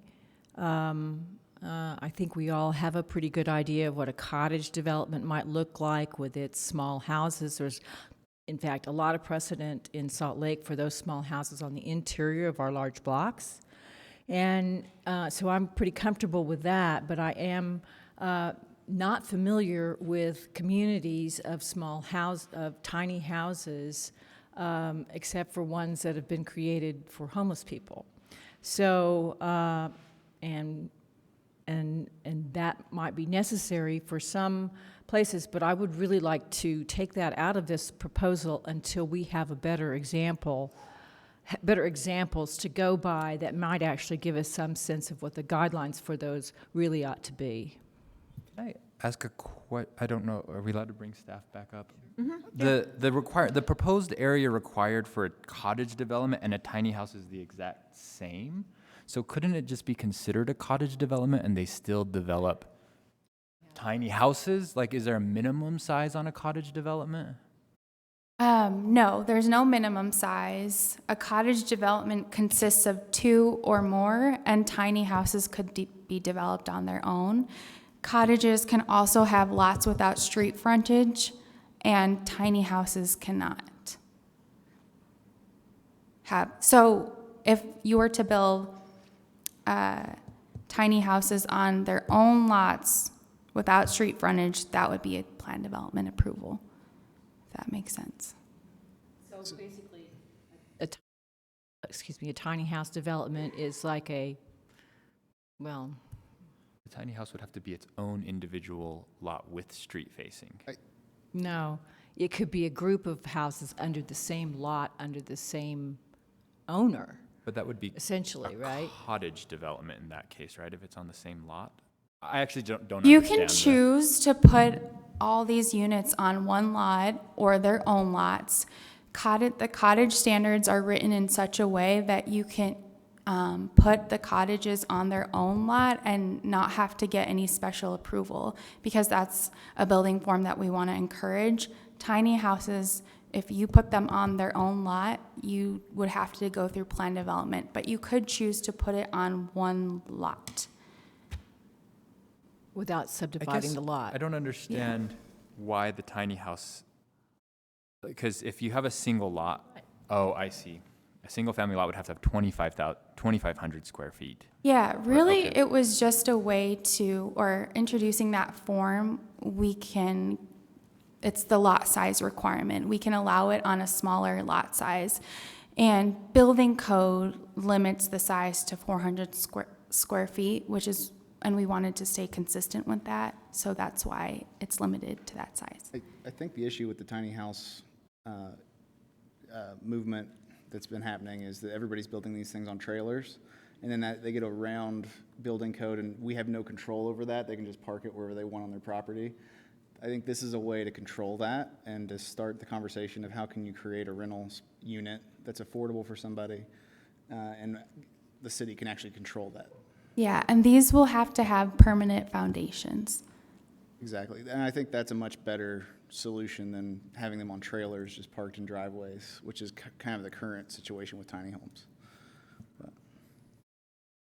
So is what Brenda's concerned about possible, that we can have one lot with several tiny houses that becomes a trailer That would be the only way you could have it. Not trailer park, but Well, a campground. a summer camp. A summer camp. That was the word. Or, or some of those old motels that, used to, the little motel-y houses, I am concerned that is really, I don't know how you would site design these things, and I don't know that we know. And if we don't know, then I don't think we should put it in here, But I think you might be right, Darren, that actually you could do it anyway. With a cottage development, right? With a cottage development, you could theoretically build Yeah. 100 square foot cottages, right? Mhm. That are even smaller. Well, But you'd have to have at least 2. But you'd have to have at least 2 of them. Yeah, Whereas the tiny home, you could have a single lot that was 1,500 square feet. And I will say That's tiny a houses. difference. That's allows- actually, okay. I think it still That's allows different. what Yeah. you're concerned about, actually. Tiny houses are still subject to the design requirements, so they actually will still have to have entry features, durable building materials on the front facade, windows. They're reduced a little bit. But do we have a lot of parcels that are Less than 2,500. Yeah, less than 2,500 square feet? I mean, I can imagine that we would, because, Pretty small. 5 by In 100. the zoning district, too. I think the intent is for it just to be in addition to your backyard where you have a auxiliary dwelling unit in the back, not to be a development as an entire block of tiny homes. I don't know if that's, I don't see any Yeah. restriction from But my that- buying a nice 100-foot wide lot and putting 25 tiny homes on it.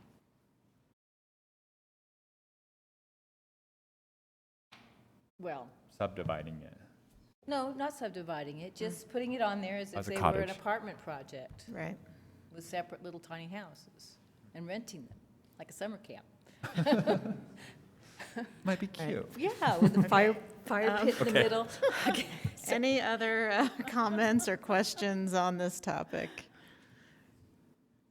Okay, just so everybody understands procedurally, this is a zoning amendment. The Planning Commission makes a recommendation to the City Council. The City Council has the final decision-making authority on this matter. So what we approve here is a recommendation that would then be reviewed and decided on by the City Council.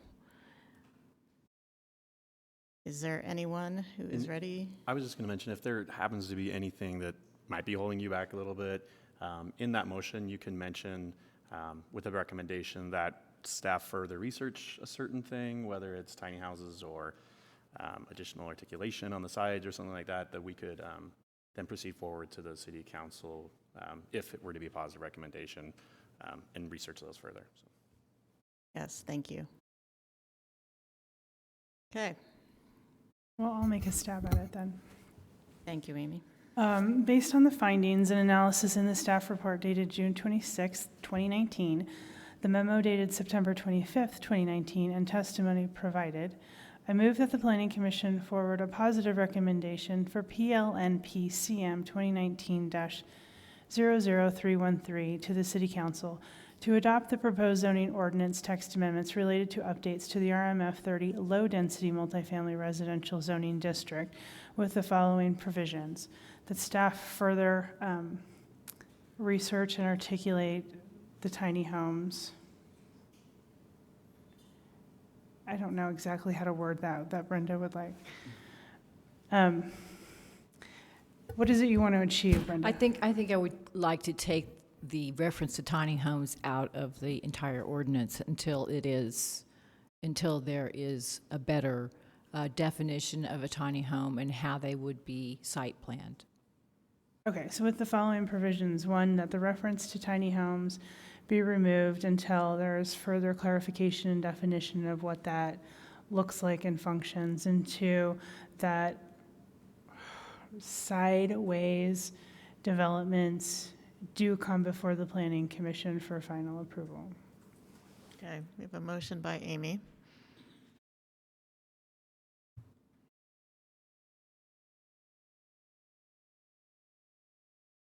So just to clarify, that one specific building typology would always come through before Planning Commission for approval. Yes, like it does now. It's basically a continuation of the status quo. They have to come before us now, and I'd like to see them continue. Amy, can I ask you a question? Would you consider putting anything like not be so blanket, but rather by sections, or would you just have the whole section, the whole area under consideration? What do you mean, Andres? Well, the area, as far as the, how can I word this? We're looking at the RMF 30. So would you want to have this affect all of the RMF 30s areas, or just a smaller section of? Yeah, so on all of the RMF 30s, specifically the sideways developments. Okay. Just that particular one to continue to have Before us. commission review as it does now. Okay, thanks. And that's only sideways oriented when they're all on individual lots? Is that what sideways oriented means? No. Because you could have an apartment building that looked like a sideways oriented if it was on one lot, correct? They typically come before us now because they're sideways, and there are units that do not face the street frontage. Okay. And that's what brings them before us. Don't they come before us because they're planned Right, developments? because there are units that are not Right, front so- facing.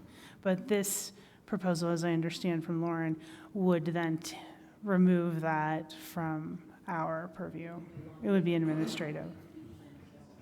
Well, so they come before you because they're creating lots without public street frontage. They could choose to not do lots and do like condominiums, and then it wouldn't have to come before you. That makes sense. It would be an apartment building, not a sideways oriented. Yeah, even though it condo. looks House. like Or a a condo. sideways condo. house, it would be, Not, yeah. yeah. And Amy, I wonder if, even if it did come before us, if we would have the tools to do anything about it. Because it sounds like those are being taken out of Oh. it as well, so we wouldn't have any standards to hold it to. Lauren, can you address that, or John? So we have a motion. What do we do procedurally? We don't have a second yet. I think we're talking Okay. through the motion. I mean, So we can generally- continue discussing? Generally, we have discussion on a motion after a second, but I think it's fine to discuss it before. Okay. Oh, If you want, I'll be honest, I think as staff, we have some concerns about forcing one form to come through the planning commission. I think one thing is we'd have to identify a process as to which it goes through. So whether it was a plan development, design review, or conditional use.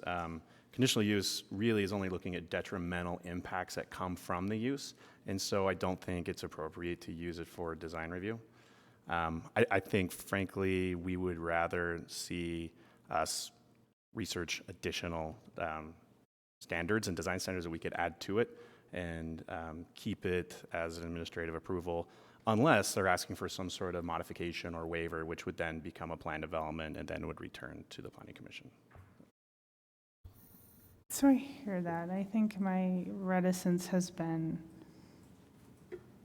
that those reviews at administrative level have been very, I don't know the wording I'm looking for, but have just been really simplistic of like, oh, you have a door, you meet the standards, you're good. And then it comes before us and we're just like, that's really not our intent, that doesn't engage the street. And so there seems to have been in these past 18 months of all these reviews, a disconnect of your ability to feel like you can say, this isn't quite what we're going for. You got a door, you're good. And we can say like, you've got a door, but that's really looks awful. One thing I would add, though, is that currently these zones are RMF 30, 35, 40. They don't have any design standards at all. And so for them, if they just meet the basic standard, like for example, you'd have the one on 17 South, they just met the base standards, and so they could come in and build what they wanted. Hopefully, in this case, where we're having heightened design standards, those designs would be forced into becoming a better product than you may have seen in the past. So do you feel like administratively, though, that you have the tools to say to a project, you are not engaging on this side, this sideway rail or whatever, development, you're not engaging the street appropriately? Because you have a door and that looks like I always say it looks like a warehouse with a door slapped on it. It doesn't engage at all. Do you feel like you have the tools now with this text amendment to accomplish that where I haven't seen you able to accomplish that before? Yeah, I do think that they're certainly better than the zero ones we have right now. But yeah, I do think that we have the tools to do that. But if if you're hesitant to move forward with that, we definitely could look further into strengthening those design standards on the outer facades to just, to get more detailed. I mean, we could do that. We started at one point with really detailed, looking at it more as a form-based zone, and then we've kind of made it to this proposal. So we do have we do have other options. We could go into further detail about what those things are.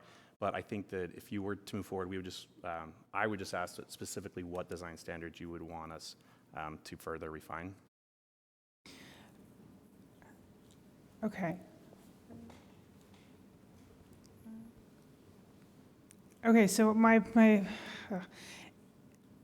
I think that the design standards that I have seen come before us that falls short is on the front facing, how it interacts with the street, and those rear yards that can look really monolithic, and in that sometimes we ask for some sort of breakup. So it could be color, it could be material, it could be a window, it could be anything.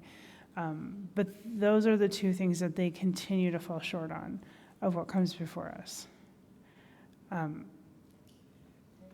And do you feel like there are designs? So if I alter my motion to strike that they come before us, but that staff further identify and solidify design standards dealing with engagement from the front facing to the street, and that you particularly do look at the rear of the building to ensure that it's somewhat compatible with a pedestrian experience.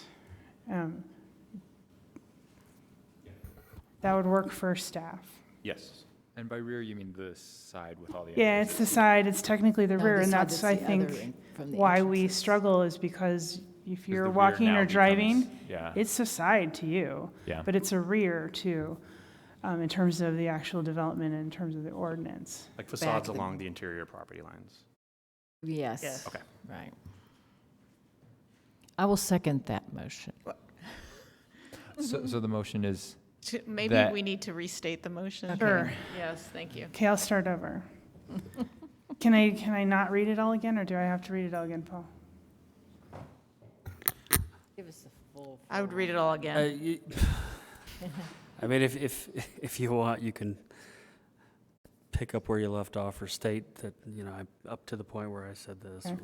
whatever. Or you So- can restate the whole thing if. Okay, so the motion as it's written, to forward a positive recommendations with the following conditions. That one, the provision for tiny homes is removed from the text amendment until further study and to clarify what that means, what it would look and how it would function is added. And two, that staff do further review of design standards for these side rail, why do I want to say railroad? Sideways, I wasn't going to say side railroad. Side rail, see, I did it again. Side developments that we call boxcars typically. That you do further design reviews to identify how it is relating in the front facing to the street and to the pedestrian, and how that rear/side facing is also relating to the street view as that particular lot warrants. Okay, we have a motion by Amy, I'll second it. second by Brenda. Any additional discussion?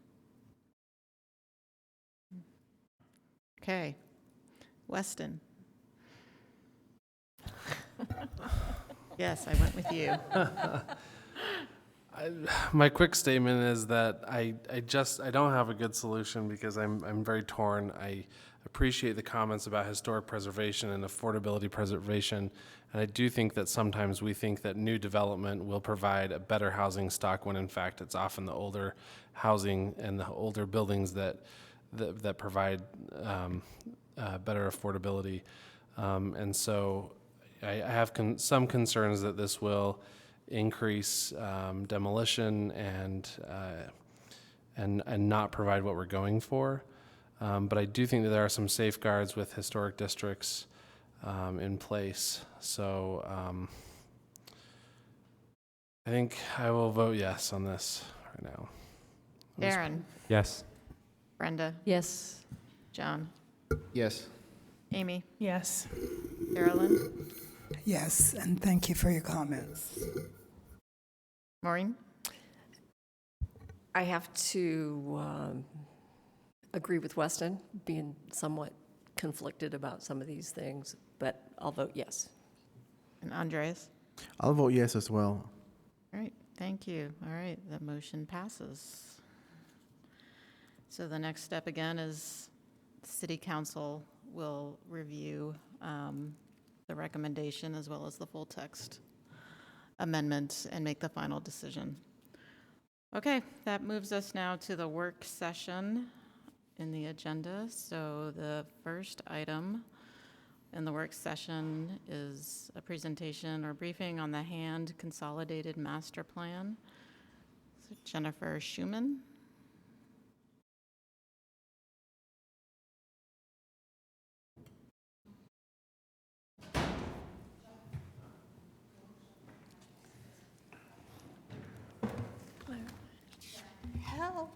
John.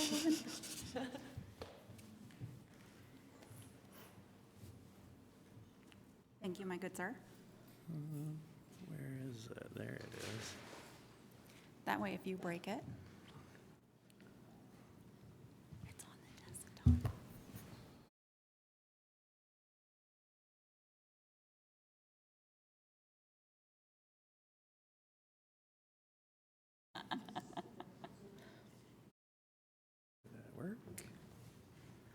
Beautiful. Thank you. I'm Jennifer Schuman with Salt Lake City's Housing and Neighborhood Development, and I'm excited to be here today. Thank you for making the time on your busy agenda to allow us to do a briefing on our HUD consolidated plan, and thank you to the planning team to getting us to this point. This is the first time I've had the opportunity to present to the Planning Commission, so there was many a question as we go through this process.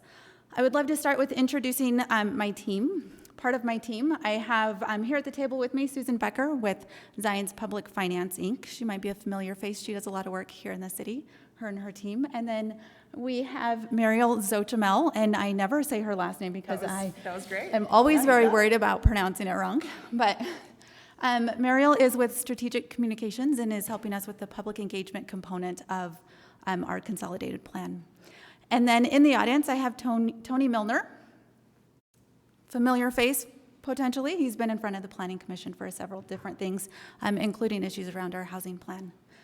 So with that, I would love to take a few minutes to kind of talk about the consolidated plan, what it is, and then turn it over to Muriel to talk about the process, and then Susan to talk about, or myself, we might tag team that, to talk about kind of the data that goes into the plan. So with that, I'm going to jump in. And then we'll open it up for any questions that there might be. So what is the consolidated plan? It is a terrible name for some amazing things that we're able to do in our community. It is HUD nomenclature, so I apologize for that. Other than that, it is looking at 4 different funding sources that Salt Lake City receives: Community Development Block Grant Funding, Emergency Solutions Grant Funding, and Home Investment Partnership Program, and Housing Opportunities for Persons with AIDS. Each of these programs come with a long list of regulations and how these funds can be deployed, but they do a lot of great things in our community, and I'm going to touch on a few of those. Every 5 years, we get the opportunity to develop a plan with a lot of input from many, many stakeholders. We develop a plan that provides a framework and a guiding document for how these funds get deployed in our community over a 5-year period. So if you've been on the Planning Commission for more than 5 years, you might have seen this in the past. So I want to start with actually talking about our current consolidated plan. It's called Neighborhoods of Opportunity. You might have seen this graphic in the past. Where we highlighted 5 very specific areas in which we wanted to deploy the federal funding. Again, this came about by doing a lot of community engagement, looking at data, and looking at the trends within our community. And we came down to these 5 specific areas, but even within each of those, the funds are very specific in how they can be used. For example, in education, we're actually targeting early childhood education as a way to address intergenerational poverty. So in each of these areas, while each topic area may be very broad, the way in which we are deploying funds and the goals that we have are very specific. So we're going through a very similar process for the 2020-2024 plan. That's very hard to say. It sounds like a 4-year plan, but it really is 5 HUD years. So with that, I'm going to turn over to Mariel to talk about the process that we're going through as we gather information that informs the plan. Okay, perfect. Thanks, Jen. So I'll be quick. I know it's been a long night. I used to serve on my city's planning commission as well, so I understand that you guys are volunteers that are here taking your time to do this. So just really briefly, we wanted to talk about the public process that we're undertaking to develop the consolidated plan. And first off, we kicked off our process in June. And before we did anything, we wanted to put together a plan for the plan, right? How were we going to engage with residents, the broader public? So we established goals for how we would do that, measurable time-bound objectives for meeting those goals, as well as the associated strategies and tactics. So I'm going to just, again, go through very high level some of those tactics, right? The to-dos that come out of a plan like this. Again, the citizen participation component of the overall consolidated plan. We, right off the bat, assembled a stakeholder advisory committee.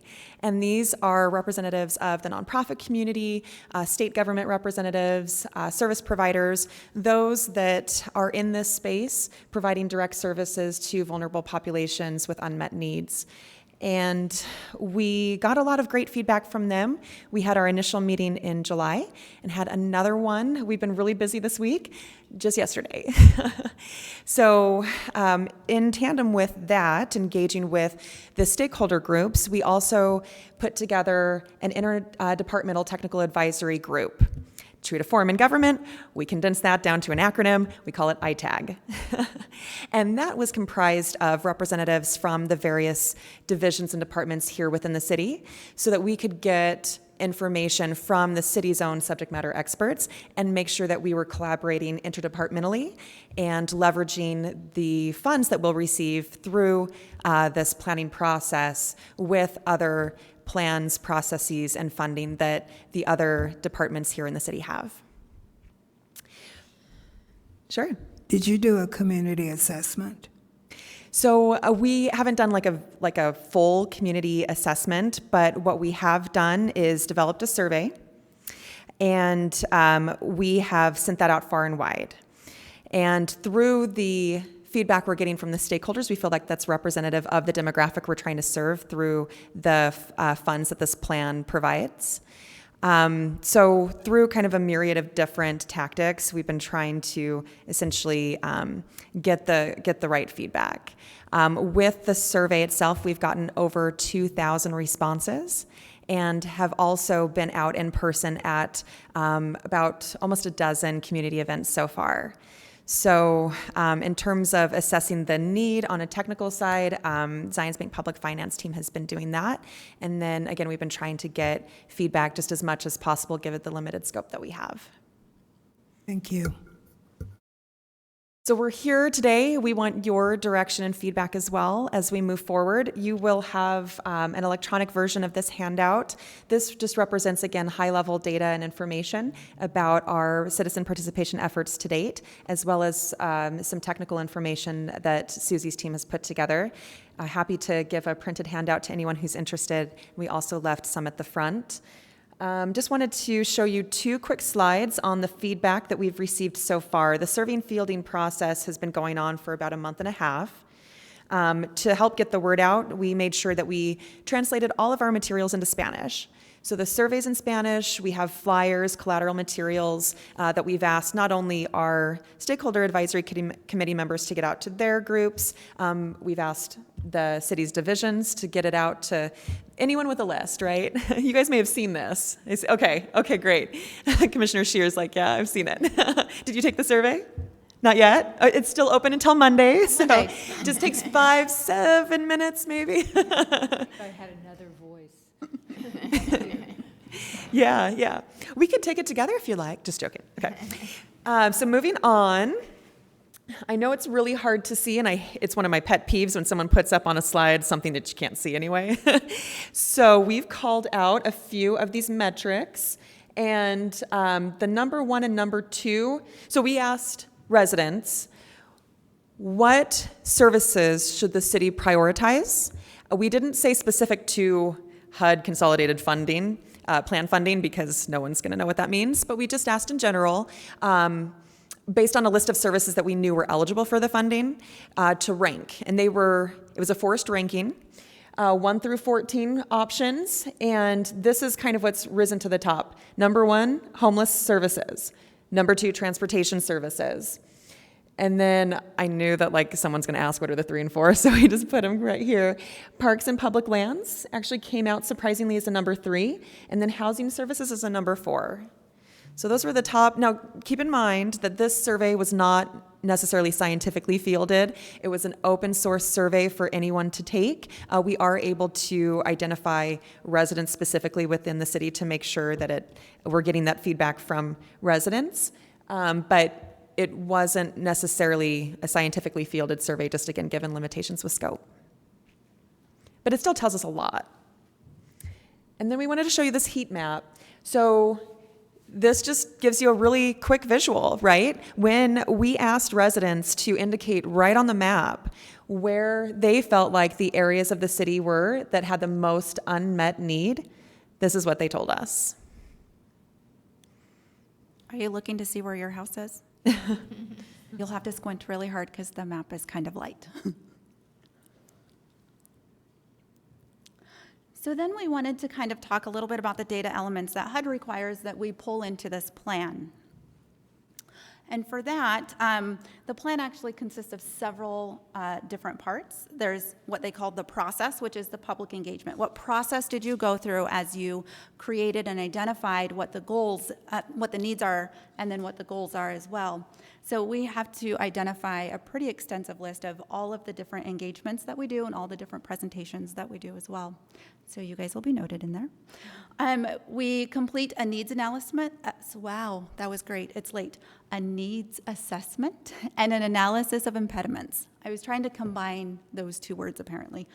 So this really identifies kind of what those needs are in the community, not only from what the community members feel like they need or the stakeholders in our community feel like is necessary, but also using data to identify what are unmet needs. What are the funding gaps that exist? What are the service gaps that exist? And then we look at analysis of impediments to fair housing. So what are the challenges that we have as it comes to fair housing and ensuring that there's equitable access to services and housing in our community. And then Susan and her team do a housing market analysis where we pull in what the housing market looks like, trends that we have seen, and forecast where we're going. Because again, this is a 5-year plan. All of that comes together to create the strategic plan. What are the specific goals? What are the specific metrics? And what are the strategies around achieving those goals? So with that, that's a very high level, very quick 10-minute snapshot of a lot of federal regulations and about $25 million worth of funding that we'll see over a 5-year period. So that concludes our presentation, and other than that, we're here for questions. I have a question on how did you do on your last 5-year plan? Did you meet those goals? Did you meet those metrics?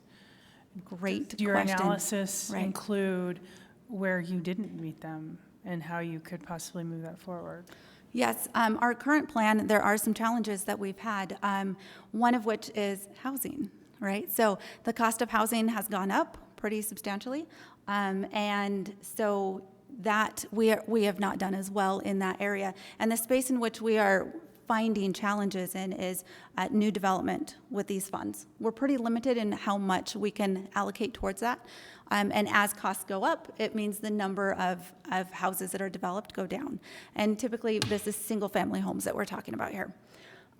Also, rent assistance. So as rents continue to go up, the number of households that we can serve goes down. And so we have seen a disparity there.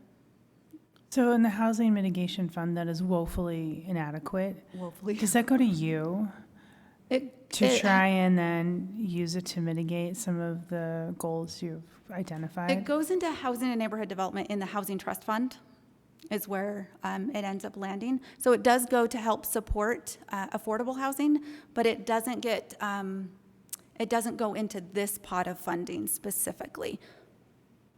Does that answer your question? And Great. Commissioner Berry, HAND is working on an updated and new housing mitigation ordinance, which I don't know exactly when it'll be here, but I know they are actively working on it. That's the one they came to us at some point this last year to give us an update. Yeah, I mean, we're very aware that the existing ordinances are not solving the problems that we'd like them to. So. That's also where, the Interdepartmental Technical Advisory Group kind of comes in handy, because we can have representatives from the different divisions in one place to say, yes, we're receiving this pot of money. You've got this one that has, a specific set of federal regulations, but if we can collaborate together, then maybe we can leverage those funds more efficiently. You stated your information is in English as well as Spanish. I think it needs to be in other languages too, with Salt Lake City being a relocation city for refugees. You need to look at that. That is a great point. Thank you very much. So I'm a little confused about this briefing. We have to review your plan. Where's the plan? So, great question. So we are in the process of creating that. We will come back to you probably in January with a complete plan for you to review and provide recommendation on. We'll hold a public hearing at that time, I believe is the process. So it is forthcoming. It's going to be amazing. We also wanted to come to you early, though, right? So that we can get your initial feedback as we're developing the plan, so that we're not just coming plan in hand and saying, please put your stamp of approval on it. So I think it's really great feedback, where are your measurable objectives? How are we measuring progress over time? I think we are starting to see in the data that there has been measurable progress from past plans. Yes, and to go back to your question, I was going to jump in there. We are doing something a little different as we look at the data this year. We certainly have to follow all the HUD requirements, and they're very detailed and intensive. But we feel like the data needs to tell a story. And so we are tracking the data from the prior plan 5 years ago. And then what is the data telling us today? Where are we seeing some changes in the numbers? Where are we seeing decreasing trends, increasing trends, or maybe really pretty stable? And so we hope that will be helpful to you as you look at priorities going forward as well. What kind of data are you looking at? Oh, What are you not you looking at? name it, and we are looking at it. It is so incredibly detailed. I mean, you've got population growth, housing units, condition of housing units, race, ethnicity, cost burdens, 30, 50, 80% of AMI. We're looking at market conditions, transportation costs. It's just a wide range. Lead paint? Yes, even lead paint, health, HIV case, all types of things, incidents, childcare. It's a broad spectrum. So do you interpret that data based on, choose to interpret the data based on the things that you're seeing from the community response? Or how do you choose what data to interpret in which ways? I guess is a question. Well, in terms of the data, we'll have to put in all the required data required by HUD, okay? And that in the needs assessment, in the market analysis, that's fairly data-driven. But the strategic plan, we are going to come together and bring all of these pieces and parts together and have it tell the story and make the strategic priorities based on data and on public input, surveys, council input, your input, everyone. So did you say that the surveys had gone out, and I know I saw it somewhere, so probably came to my house. Did it go out to all households in the community? Did it go to random households? Was it more on the west side than the east side? Was it stakeholders versus just regular old citizens? You said 2,000 people, and I want to know what the composition of those people is. Yeah, we can cross-tab that with a demographic, so when we come back, we can kind of show you, the makeup on the aggregate of who had responded. But it was open source, so it wasn't scientifically fielded, so we do have to add the caveat that it wasn't randomly sampled, right? Yeah. But we got it out as best we could. So we didn't have like a mailer. Those tend to be a bit cost prohibitive given the scope of this type of project. But we got it out multiple times through the city's official social media channels. We got it out through Nextdoor and through mass emails that the city currently has, as well as, again, our stakeholder groups. We had it translated into Spanish. And if there were any inquiries to have it translated into another language, we would be totally open to that as well. So we got it out as far and wide as we possibly could. And we also made sure that many of the same questions are also included in the Salt Lake County's current survey as well, so that we can look more regionally and compare answers that way as well. Do you think that your response that you got, that people think that the needs are on the west side, can you explain that? Do you think it's because people just think of the west side that way? Or are they responding to some data that they actually have access to? Or, it seems to me like it's it runs the risk of being kind of prejudicial. So that's a good question. We asked this geographic question about where the areas in the city are with the most unmet need, purposely after we had asked a series of questions about services, right? So it's top of mind for folks, the types of services that we were asking about. And then they, they indicated where they felt like those needs were. Now, keep in mind, due to HUD requirements, there are certain areas of the city that are not eligible for this funding. But other than that, this is just what your residents told us. Yeah, I think it would be, Brenda brings up a very good and salient point for that. It would be nice to see some overlay of that particular arbitrary result and where the areas are that are eligible for that funding. And they do they we overlap? definitely track that. We did that, and another thing that we did is we actually took the results from the survey when we did a longer presentation earlier this week, which was showing the areas in the city where people felt there were most needs, and we actually overlaid it with the cost burden, a GIS map. We're doing a lot of mapping this time to help it visually tell a story, and you could see there really were pretty strong parallel between the two, between the data and between what the survey respondents were telling us were areas of need. My initial reaction actually was that it was kind of encouraging to see that people recognized that there were certain areas that would be well served by additional funding and investment. Yeah, I think it would be nice to see some of that overlap of something that is subjective to people's notions, and then also though, but actual data.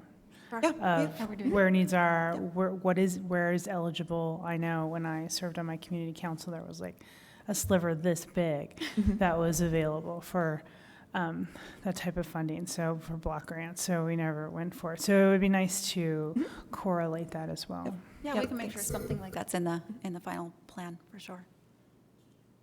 Okay. Any other comments, questions? All right. Thank you very much so for much for coming, your time. and we Appreciate it. look forward to reviewing the plan. Okay. Next item in the work session is more fun with parking. Our off-street parking chapter ordinance revision. And where's our good friend Eric?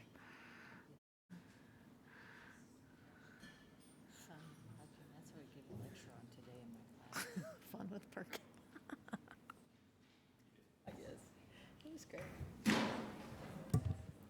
Oh, it's planning, theory, and practice. It's what they take when they don't take your class. Street parking, my favorite.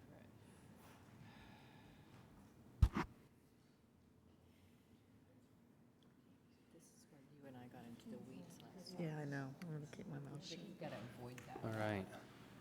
Now I have to manage. Madam Chair, members of the commission, nice to meet with you this evening. We're again talking about the off-street parking. Last time we went over a summary of quite a bit of the changes and a lot of the big picture stuff. Tonight, we want to address just a handful of questions and then field any questions you have as well. We'll jump right in. We basically kind of have three-ish outstanding items that we need some feedback from the commission on. The first has to do with cottage development building forms, and that's something, of course, that was talked about just recently with the RMF proposed changes. And with these, of course, now with the recent motion, these would be allowed in RMF zones which fall under the general context. And so we need to know how those should be treated for parking in the general context. And to give a little bit of background, in the FB zones where, the other area where these cottage development forms are permitted, we don't require any stalls. And of course, those are, in a transit context where, we don't have minimum for parking. So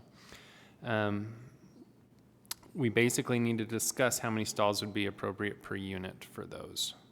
That's the first question. So a couple things for reference is that single-family homes attached or detached in the same context would require 2 stalls per unit at a minimum. And we feel that this does have some opportunity for lower parking just due to the type of homes and the arrangement here, but also taking into consideration that the general context typically doesn't have good access to transportation. It doesn't have the mixed uses, things like that. And so this would be a baseline minimum. And then, of course, they still could do the reductions like any other context could. So some of the suggestions we've had would be the team that worked on the RMF changes that was just presented to you suggested that could be 1 stall per unit. We've also considered 1.25, which would allow for a little bit, as you developed a number of these units, maybe some, a visitor or an extra stall here or there, or keeping it same as any other single-family use in the context at 2 stalls per unit. So Eric, can I ask you a question? Sure, please. So in the RMF 30 text note we just saw, it did propose 1 stall for cottage units.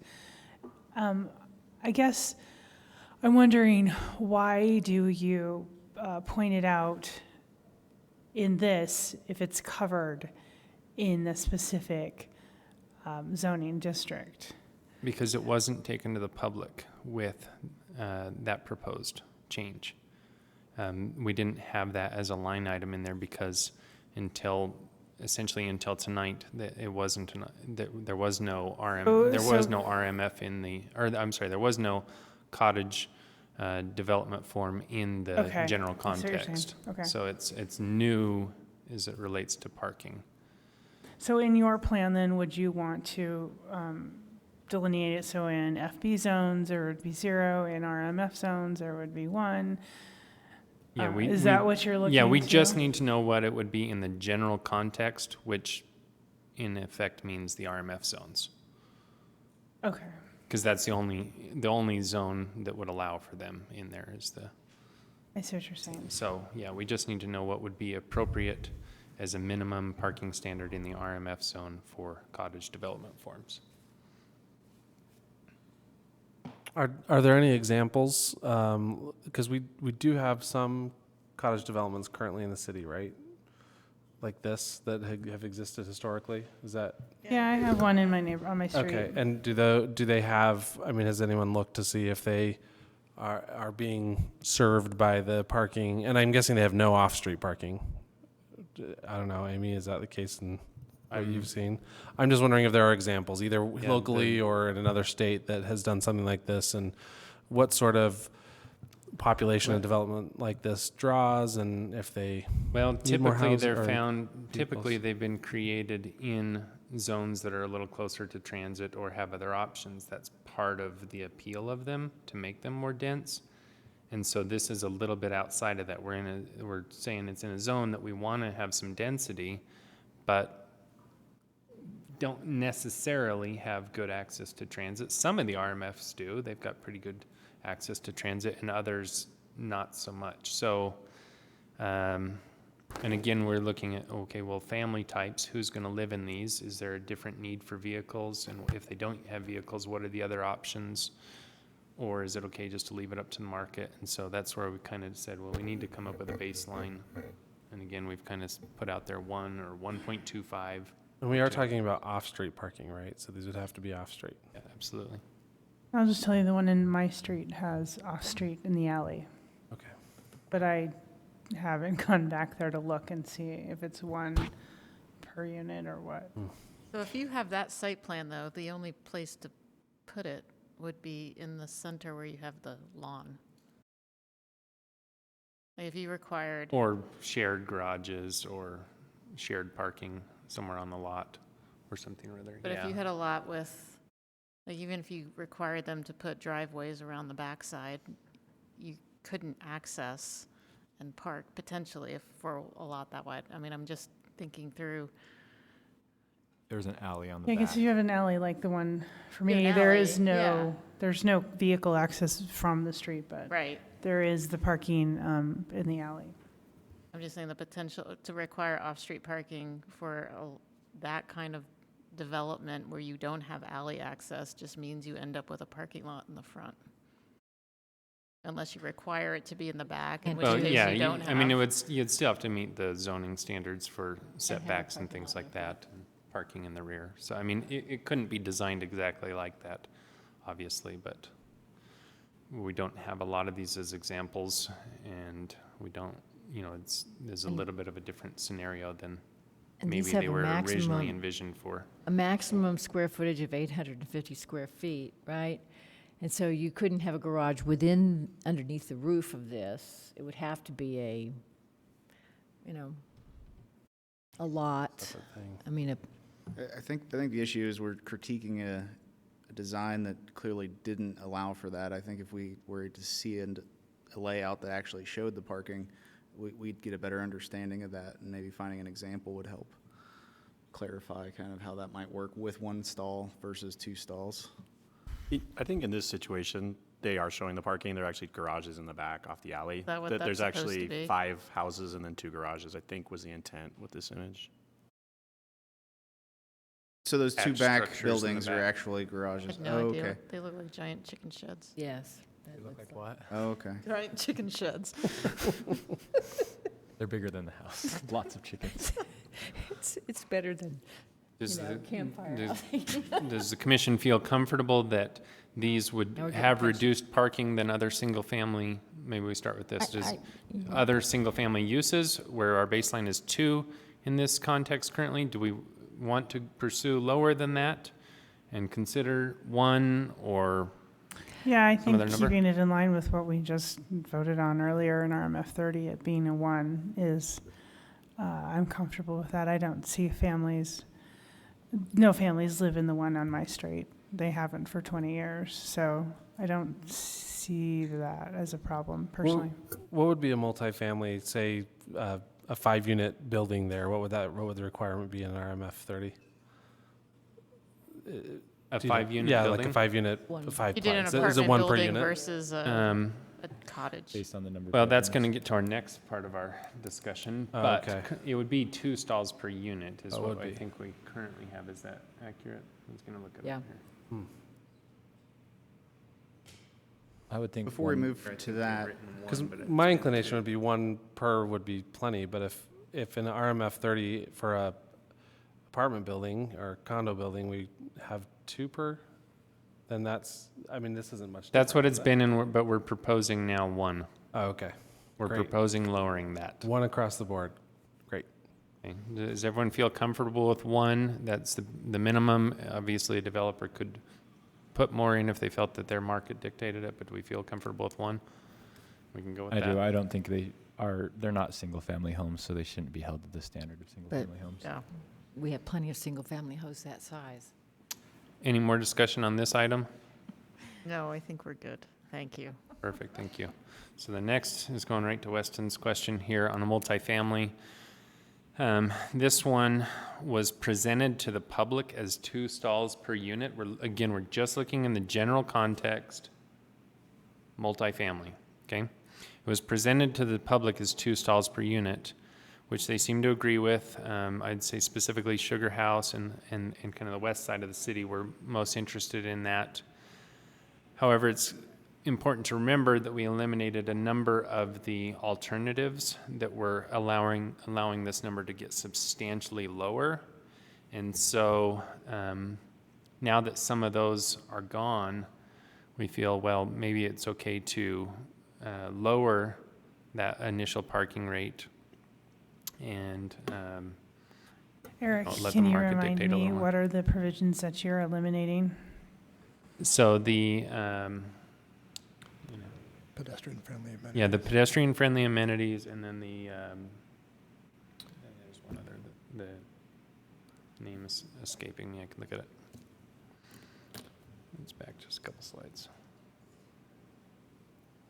And the transportation demand management, which had a number of provisions. So those are the ones we're proposing to eliminate, and the other ones we're restructuring. And you used to be able to go up to a higher overall reduction. Now it would be capped at 40%. So we're in a little bit more comfortable area as far as the opinion of the public that we've heard, in that they feel more comfortable with the lower base rates and then allowing people not to be able to reduce it substantially more than that. And I think they just felt, we now can see a little clearer we know what we're going to get, rather than the developers coming in and proposing all kinds of reductions, and they thought they were getting one thing, and now they're reduced down to nothing. So in parking, so with this one here, we thought that maybe it's a little bit more appropriate again to move this towards a one stall minimum for multifamily. We had some options of, okay, breaking out, a studio or a one bedroom might be a lower parking count and then the higher bedroom count, but felt that maybe this was, again, an opportunity to take it down to the one stall per minimum, which meets a lot of our other goals, and let the market dictate it a little bit more. So your slide only says studio and one bedroom? Oh, 1+ bedroom. Yeah, 1+ bedroom. So a 3-bedroom apartment would still be one. Yeah. So it's in a unit, right? And it's listed that way just because that's consistent with the language throughout the code, so you're aware. Just it's a little, the bedroom count. But do we feel comfortable with keeping that at one stall per minimum in the general context for multifamily across the board? Any I think objections or so. thoughts to that? Okay, I'm saying fantastic. no objections. I'm not all that comfortable with it, but I might be the only one. So. Think it should be higher? Yeah. 1.5 or something, because, you get the 2 and 3 bedroom, the chances of them being families with the rent is minimal. They tend to be people combining to have a place to live, and so. Yeah. Is there another, maybe would you feel more I'm comfortable good with splitting one. that one out for the bedroom count? I am actually good with one for a studio and a 1 bedroom. Okay. 2 bedroom, maybe 1.5 or something, but How does the rest of the commission feel about that? that's just me. I'm okay with one, but 1.5 is not a bad idea. The only thing is mathematically how it will, eventually, if any problems will arise with Round up. if you have multiple numbers. Anyway. So But- that's all figured out in the code. It explains exactly how they do that with multiples and halves and stuff. Exactly. It's all laid out exactly how that would work out. Yeah, because So I can see eventually parking is going to be a big issue here in years to come. And like in Chicago, when I used to live in Chicago, they used to have these huge parking structures. There's buildings essentially where you would just park your car. I mean, who knows what will happen in 20 years here, but it seems to be heading in that similar direction. Brenda? Well, I think that the 1.5 is good, but I think that actually in the future, we will all have different alternatives to get around that will include needing a parking space.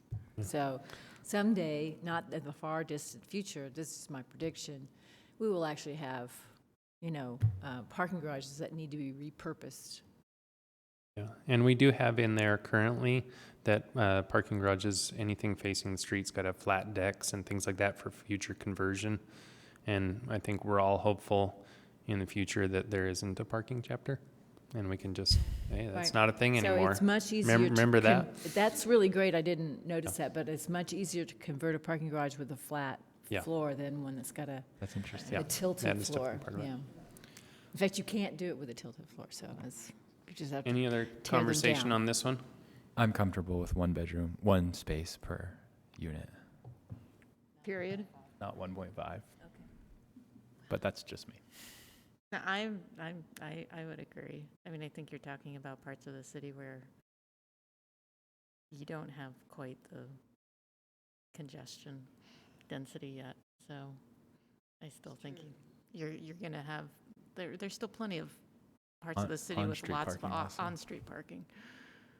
So I would agree. With So- the one all-bedroom count? Yeah.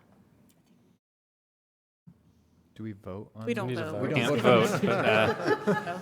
Thankfully, they just have to discern whatever it Yeah. is. But you will eventually vote on it, and so. Yeah, you will eventually vote on it. Have That this will be conversation there. again, So and- pay good attention to what that number ends up being. Don't do it again, that's a drag. Okay, so the next one relates to, we had some discussion on, we're proposing a 25% available parking reduction for proximity to mass transit. And the way this reads in the proposed ordinance is that that's limited to proximity to fixed rail stops. The public in general was very happy with that, and that is something we did hear quite a bit. They did not, when we talked about the idea of the high-frequency bus routes, the voice of the public that we heard was not in favor of that. They didn't trust them. Obviously some of them weren't implemented yet. They didn't feel there was enough permanency that the routes could change, things of that nature. However, we also know the city has invested a lot in these high-frequency bus routes, and we know that they are in areas that are, they provide really good service that's there often. And so, including this additional reduction for proximity to high-frequency bus stops would seem to go along the lines with the city goals. So we kind of have the two viewpoints here. So we wanted to take a look at these and get the opinion of the commission on this. I've put in here the frequency of the different routes. I think what's important to remember is not just weekday, but look at the Saturday, Sunday, and the evening. And so you can see, of course, most of them weekday, they're all 15 minutes during the weekday. On Saturdays, half of them remain at that 15-minute interval, and then they go to 30-minute intervals. Sundays, they're more relaxed. None of them are more than 30. Some of them are every hour. And after 7 p.m., most of them are either 30 or 60-minute intervals. And so I think that, begs the question, do these warrant ability to reduce minimum parking? Do some of them? Do others maybe not? Yeah. Perfect. And Casey just pointed out, so the fixed rail transit is every 15 to 20 minutes, and that generally goes till 10 at night is when they switch to a little different schedule. Now, again, you have to take into context, the transit context already has the reductions. The urban center already has major reductions or no minimums. So not every single area is represented here everywhere on the bus route, but I'll show you the maps here to kind of give you a better idea of that as well. Are those reductions on top of the already reduced urban center requirements? Yes. Yeah, or neighborhood center or whatever. Exactly. These are, you can reduce Across it the board, further. the whole city. Yeah, you can reduce, with this provision alone, you could reduce it an additional 25%. You could take advantage of other provisions as well and get it as much as 40%. So the darker blue here is the ones that are more frequent on the 15-minute schedule. So you're talking down Second South, it's right on the line, sorry, that's bad positioning on the slide there, but on Second South, on 9th South, on 21st South, and the 200, is that 200 West or 200? 200 goes down State Street. Okay, anyway, so those are the ones that are on that schedule. The lighter blue switch to the 30-minute and the 60-minute more often. So we just need to have a discussion. Are the stops on these high-frequency bus routes closer together than tracks by quite a bit? Are they like mostly every block? That's a great question. Most of them are every other block. Every other in block. the denser areas. can't say that for every single stop, but typically they're every second block. Yeah, I mean, along State Street, I feel like it's almost every other block, as opposed to, I mean, downtown, the track stops are every Are other every block. other But once you block, get out yes. of the downtown, then of course, it's a lot further. I think that question really comes to the issue of how fast can you get somewhere? And, you know, I tried the 2 bus the other day, and, you know, it's like, get on, you know. So it's very slow compared to going on tracks. And I wouldn't take it to commute, so I don't think we've reached, you know, prime time on these bus routes yet. Is there data showing how much ridership has increased on those? I'm sorry, I didn't hear that question. Is there any data showing how much ridership has increased or not on those since they've been implemented? I saw a little bit from transportation, and they all have gone up. But for example, the one along 9th South, the numbers doubled, but the numbers were really low to start with. So they are trending upwards, and I think more people that start to see these. But they also are gathering from other bus routes that have been discontinued. Yes. Right. And I would really like to see, because one of my issues with allowing this is that these high-frequency buses, because you can tell this on their destination, the U or downtown, and the times that they run, and at 7 they basically stop, is that they're ferrying people from outside the city into work and then back out. I really would like to see the investment that the city has done into these. Are they capturing actual Salt Lake City residents? Is that what's, and we're not there yet because we don't have enough of that data, but if we're going to allow for a reduction in parking, I really want to know that these are serving Salt Lake City residents, because that's where their air impact is going to be. And just logically, I don't think that they're doing that because of their timing and their destination routes. I mean, I live close to 2100 South. I basically can go to the U on that. I'm not there. I don't support reduction of 25% based on high frequency bus routes because they do change, but also I'm not convinced that they're helping the city with city residents, which is who's going to be reducing the parking Right, for. that's the person to go get their groceries or go to the events or something. Yeah, I don't know. I'd like to see some data if we're actually capturing them. I guess the question would be, would the 25% less parking promote more bus travel because you have less parking options? So maybe you would make a Well, decision not to historically, it buy an extra hasn't. car. But historically, that hasn't translated. We haven't seen that actually happen. Has in certain places. And these are only in the cottage development areas, or kind of just looking at all different areas? Yeah, so this is, as Well, far I as mean, the reductions. Yeah, as far as the reduction, I mean. The reductions would, it would be for any of the contexts. Okay. So. The RMF, something, or? Well, again, so the context, not necessarily by zone, the transit context, the urban center context, the neighborhood center, or the general context. So that any of those would be available to take advantage of this proximity reduction. How close do they have to be to a stop to qualify? So the language currently has within, I think, a quarter mile. Is that quarter mile radius? A quarter mile. I mean, that serves quite a bit of this. I mean, if you include the light blue ones and the dark blue ones, it's. So the one concern with parking is cost. And if you're trying to promote affordable housing and you're locating in an area of the city that needs more affordable housing, and a lot of the people would ride the bus, I don't know why we would not offer this as an incentive to that type of development.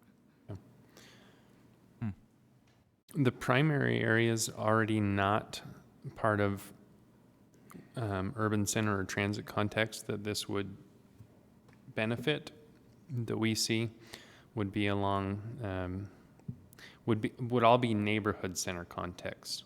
So 9th and 9th area, along 21st South, some portions just below Sugar House, on 13th East. There's a handful of those areas that are neighborhood center contexts that this would kind of be an extra incentive for them. Those are the primary areas that we found, but there are a few others. Currently, in the TSA zoning districts, when you develop a TSA project, we have a point system, and we allow for points if you have a project that is within or near a stop where 3 bus lines come together. So that might be another way to look at it, is how many bus lines come to service a stop, and therefore would be bringing people from many different directions versus just along a particular route. So that would be another way to consider it. Yeah, that's one way to look at it, but they change. They have the potential to change twice a year. And But so, if you're building affordable housing. but if there's a you whole look at population those that places likely don't that you identified would most benefit, they're not building affordable housing there, and a reduction in parking is not going to bring affordable housing to Sugar House and 9th and 9th. So maybe this is a different issue, but what Adrian is bringing up, is there a reduction for affordable housing? Yes. That's a separate reduction altogether? Yes. Reduction. You know, I think that the big problem here is the one that Amy just identified, which is that these things change. And, you know, the 2 and the 9 and the 21 have been with us for what now, a month? And so, you know, and now to encode them in something like this and allow something that's going to be built and probably will last for 100 years, I think that's going a little far. I think I shared last time we're both transit users, and we lost 2 of our bus routes to get to work in the morning from North Temple. Right. And it was Right. that was So a you bit of a did- blow. you So I moved ride on to the others. new e-bikes, which are fantastic. Yeah. But That's right. That's what we're all going to have in the future. That would be my other- E-bikes. Well, that would be my other question is there any incentives for bicycle storage to take care of the first and last mile for the homeowners or the residents? So the bike storage, we've now just we've changed how that's factored. Now, as you have less parking, you need to supply more bike parking, but we have not done that as an incentive to lower parking as far as providing more bike parking. We're saying, no, that's just, you have to do that now. It's just the standard's substantially higher for bike parking, and that's an amenity that needs to be provided rather than just as a tool to put out bike racks or something or other. I like that. I agree with that. Did you look at maybe if you were to consider buses, and I tend to agree with the hesitation to allow the bus routes get the reduction, but reducing the distance from them, so perhaps instead of a quarter mile you get a quarter mile for the train, but for a bus route it would be less, and I don't know what that would be, but perhaps being directly on the line or something would be a way to make it a little bit more specific to. Or reducing the reduction to 15% instead of 25, or I don't know. Because while I was going to jump right in and say I absolutely agree with the public because of the movability of buses, but I appreciate Adrian's comment about, you know, if we're trying to put an affordable building on a tracks line, those are going to be the most expensive properties because they're right by tracks. You could get a cheap piece of property on a bus line that we could then incentivize with having reduced parking and really create a deeply affordable project that you wouldn't be able to on a tracks line. So if you look at, though, where these high-frequency bus routes go, then you would be putting some burden on off-street parking, or on on-street parking. And like on 21st, there's really not. 21st doesn't have very much on-street parking. 9th East, like you're looking at really busy roads that aren't going to be able to accommodate that overflow if you reduce the proximity to this high-frequency bus route. And so I don't know if then we're just creating another problem, because typically now they just kind of overflow into regular street parking if they've got a reduction, which is what I've seen on my 12th East is, they got a reduction, and now on-street parking is virtually nil. So we would be putting them on roads that aren't really equipped to handle that. What about it's got to be 1/10 of a mile away from the line, but no more than. Just kidding. Does anyone feel comfortable with that idea of maybe it's a different percentage? Just that goes towards their 40%, maybe it's a 10% reduction or They something or could other, get or- so if they were, let's say, on State Street, or, the 200 runs on State Street, and they wanted to do an affordable unit, what's the percentage they could apply for a reduction in off-street parking for building affordable, and how much affordable would qualify? Does it have to be 20%, 30%? We're gonna Do you have defer to that? Casey here. Yeah, so the affordable housing, it's got a little different formula here. He's going to pull it up for us. So affordable housing, parking spaces for multifamily residential developments that qualify as affordable housing or senior housing may be reduced by 25% if the project has at least 10 dwelling units. And then there are 3 options based on income. If you make 60% of area median income versus 80% of area median income. And then the third point is that 75% of the units are for persons 65 or older. So, yeah, depending on how many units you have at the income levels dictates if you qualify for that 25% reduction in parking. But your residents can change too. I mean, you can start at 60% and then go to 80%. I mean, I'm just saying there are a lot of variables inherent in all of this. And to say that just because you can move a bus line means we shouldn't offer anything that promotes or supports development along bus routes in addition to rail lines. Marlene needs you closer to the mic. Oh, she can never hear me. I'll talk louder. It's late.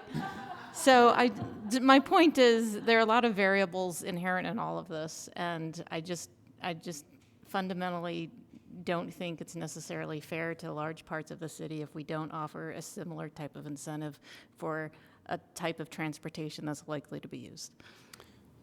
Okay. Do you feel comfortable? Does anyone want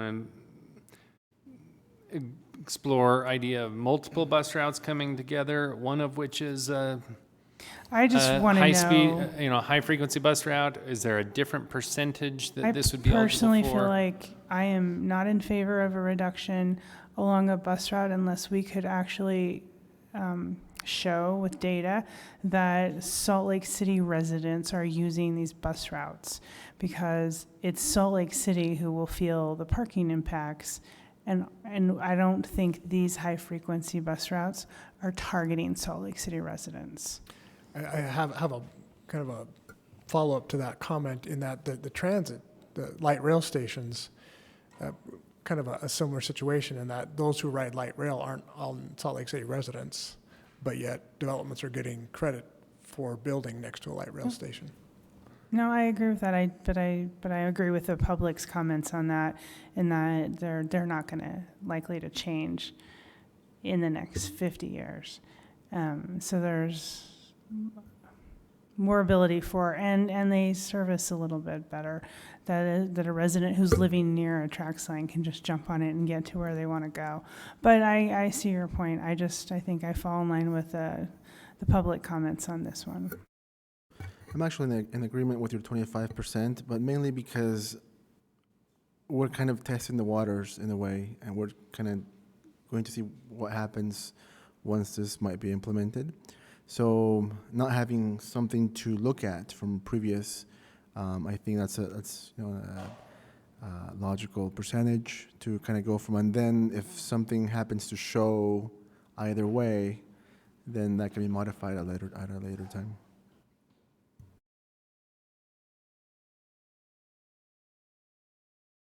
Any more discussion on that? Something that's been successful with the council when I kind of feel like you're kind of at odds and not in agreement is somebody just having a straw poll and see how your other members feel. So if the chair wanted to suggest a straw poll to support adding or adding this denser parking reduction to bus lines, and just the council just does thumbs up and thumbs down, and you could see if we get support. That way, these guys can walk away knowing maybe what direction we should go in. But that's just a suggestion. No, it's Is we heads up, 7 up. Put your heads down. We'll just do it like that. Well, do people want to do a straw poll? Do you just, I think. Sure. Okay, so thumbs up if you support the 25% reduction for proximity to mass transit, including the rapid, is that what you call them? High-frequency bus routes. High-frequency bus routes. I'm the only. So that's 1, 2, 3, 4, 5. Okay, so thumbs up if you do not support a 25% parking reduction for proximity to mass transit, including high-frequency bus routes. Can we vote on both? Can we put thumbs up? No, you have to make a choice. No double voting.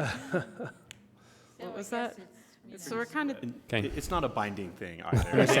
This is going to go. Try and get a feeling So of how we'll the commission. we'll that was interesting. we'll see if we can get any more data. It's going to be a little hard to come by. Obviously, they're brand new, but we'll see if we can come up with that or explore some other options. So One last this just popped in my head that I was wondering about, as if there might be any other data elsewhere in that perhaps in creating an incentive to build perhaps affordable or whatever, we're incentivizing people to build next to bus lines that exist currently, that those would create an anchoring effect to those bus lines in the future, because then you've created a demand on those bus lines, and then it makes it much harder if UTA listened, but it's harder for them to move those bus lines once we've created a demand for them. No, Amy, You are so funny that you think UTA would do that. I just haven't seen any data to support that, and we've allowed reduction in parking in relationship to bus lines that have moved.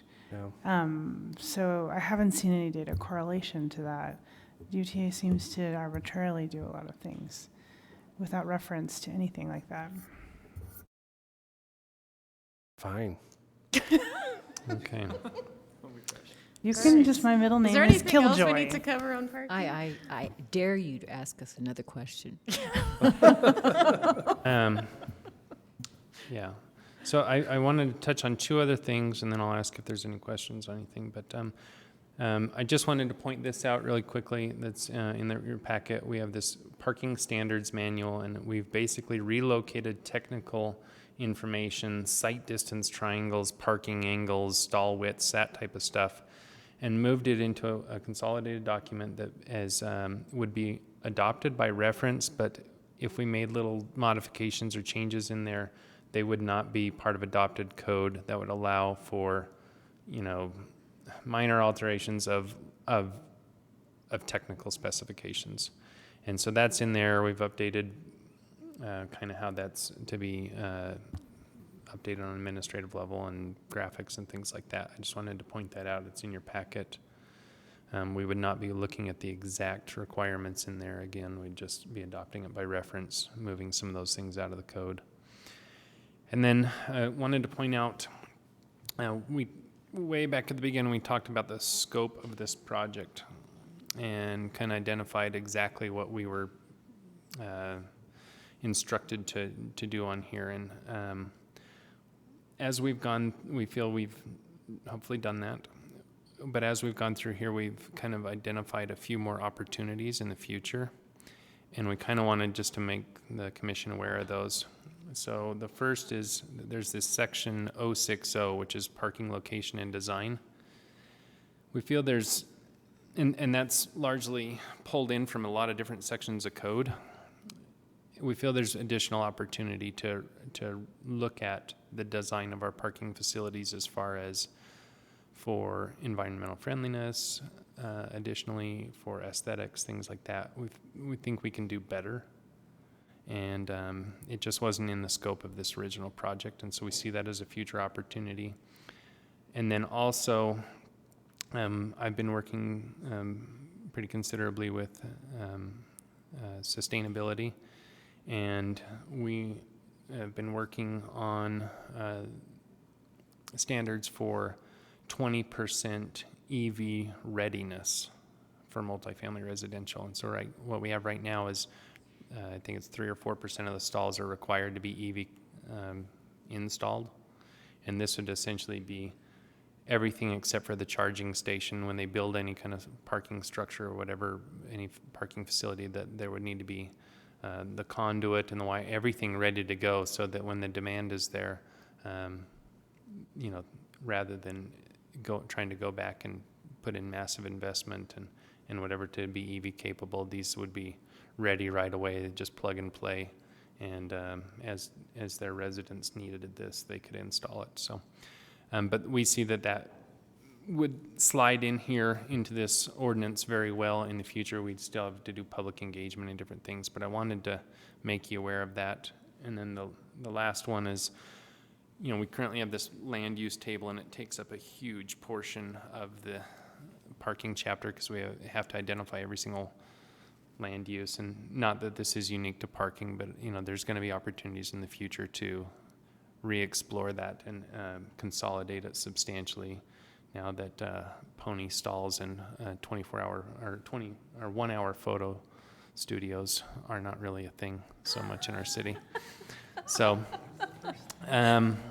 What's a pony stall? I don't know. It's You gone, have to ask my grandpa or it's something. gone. It exists no more. Yeah, we have all kinds of random uses in there that are cool. So, with that, if there are any other items you wanted to cover or explore, questions, anything, happy to go over those. We've largely covered the material, and I don't have anything else unless somebody wants to bring up something.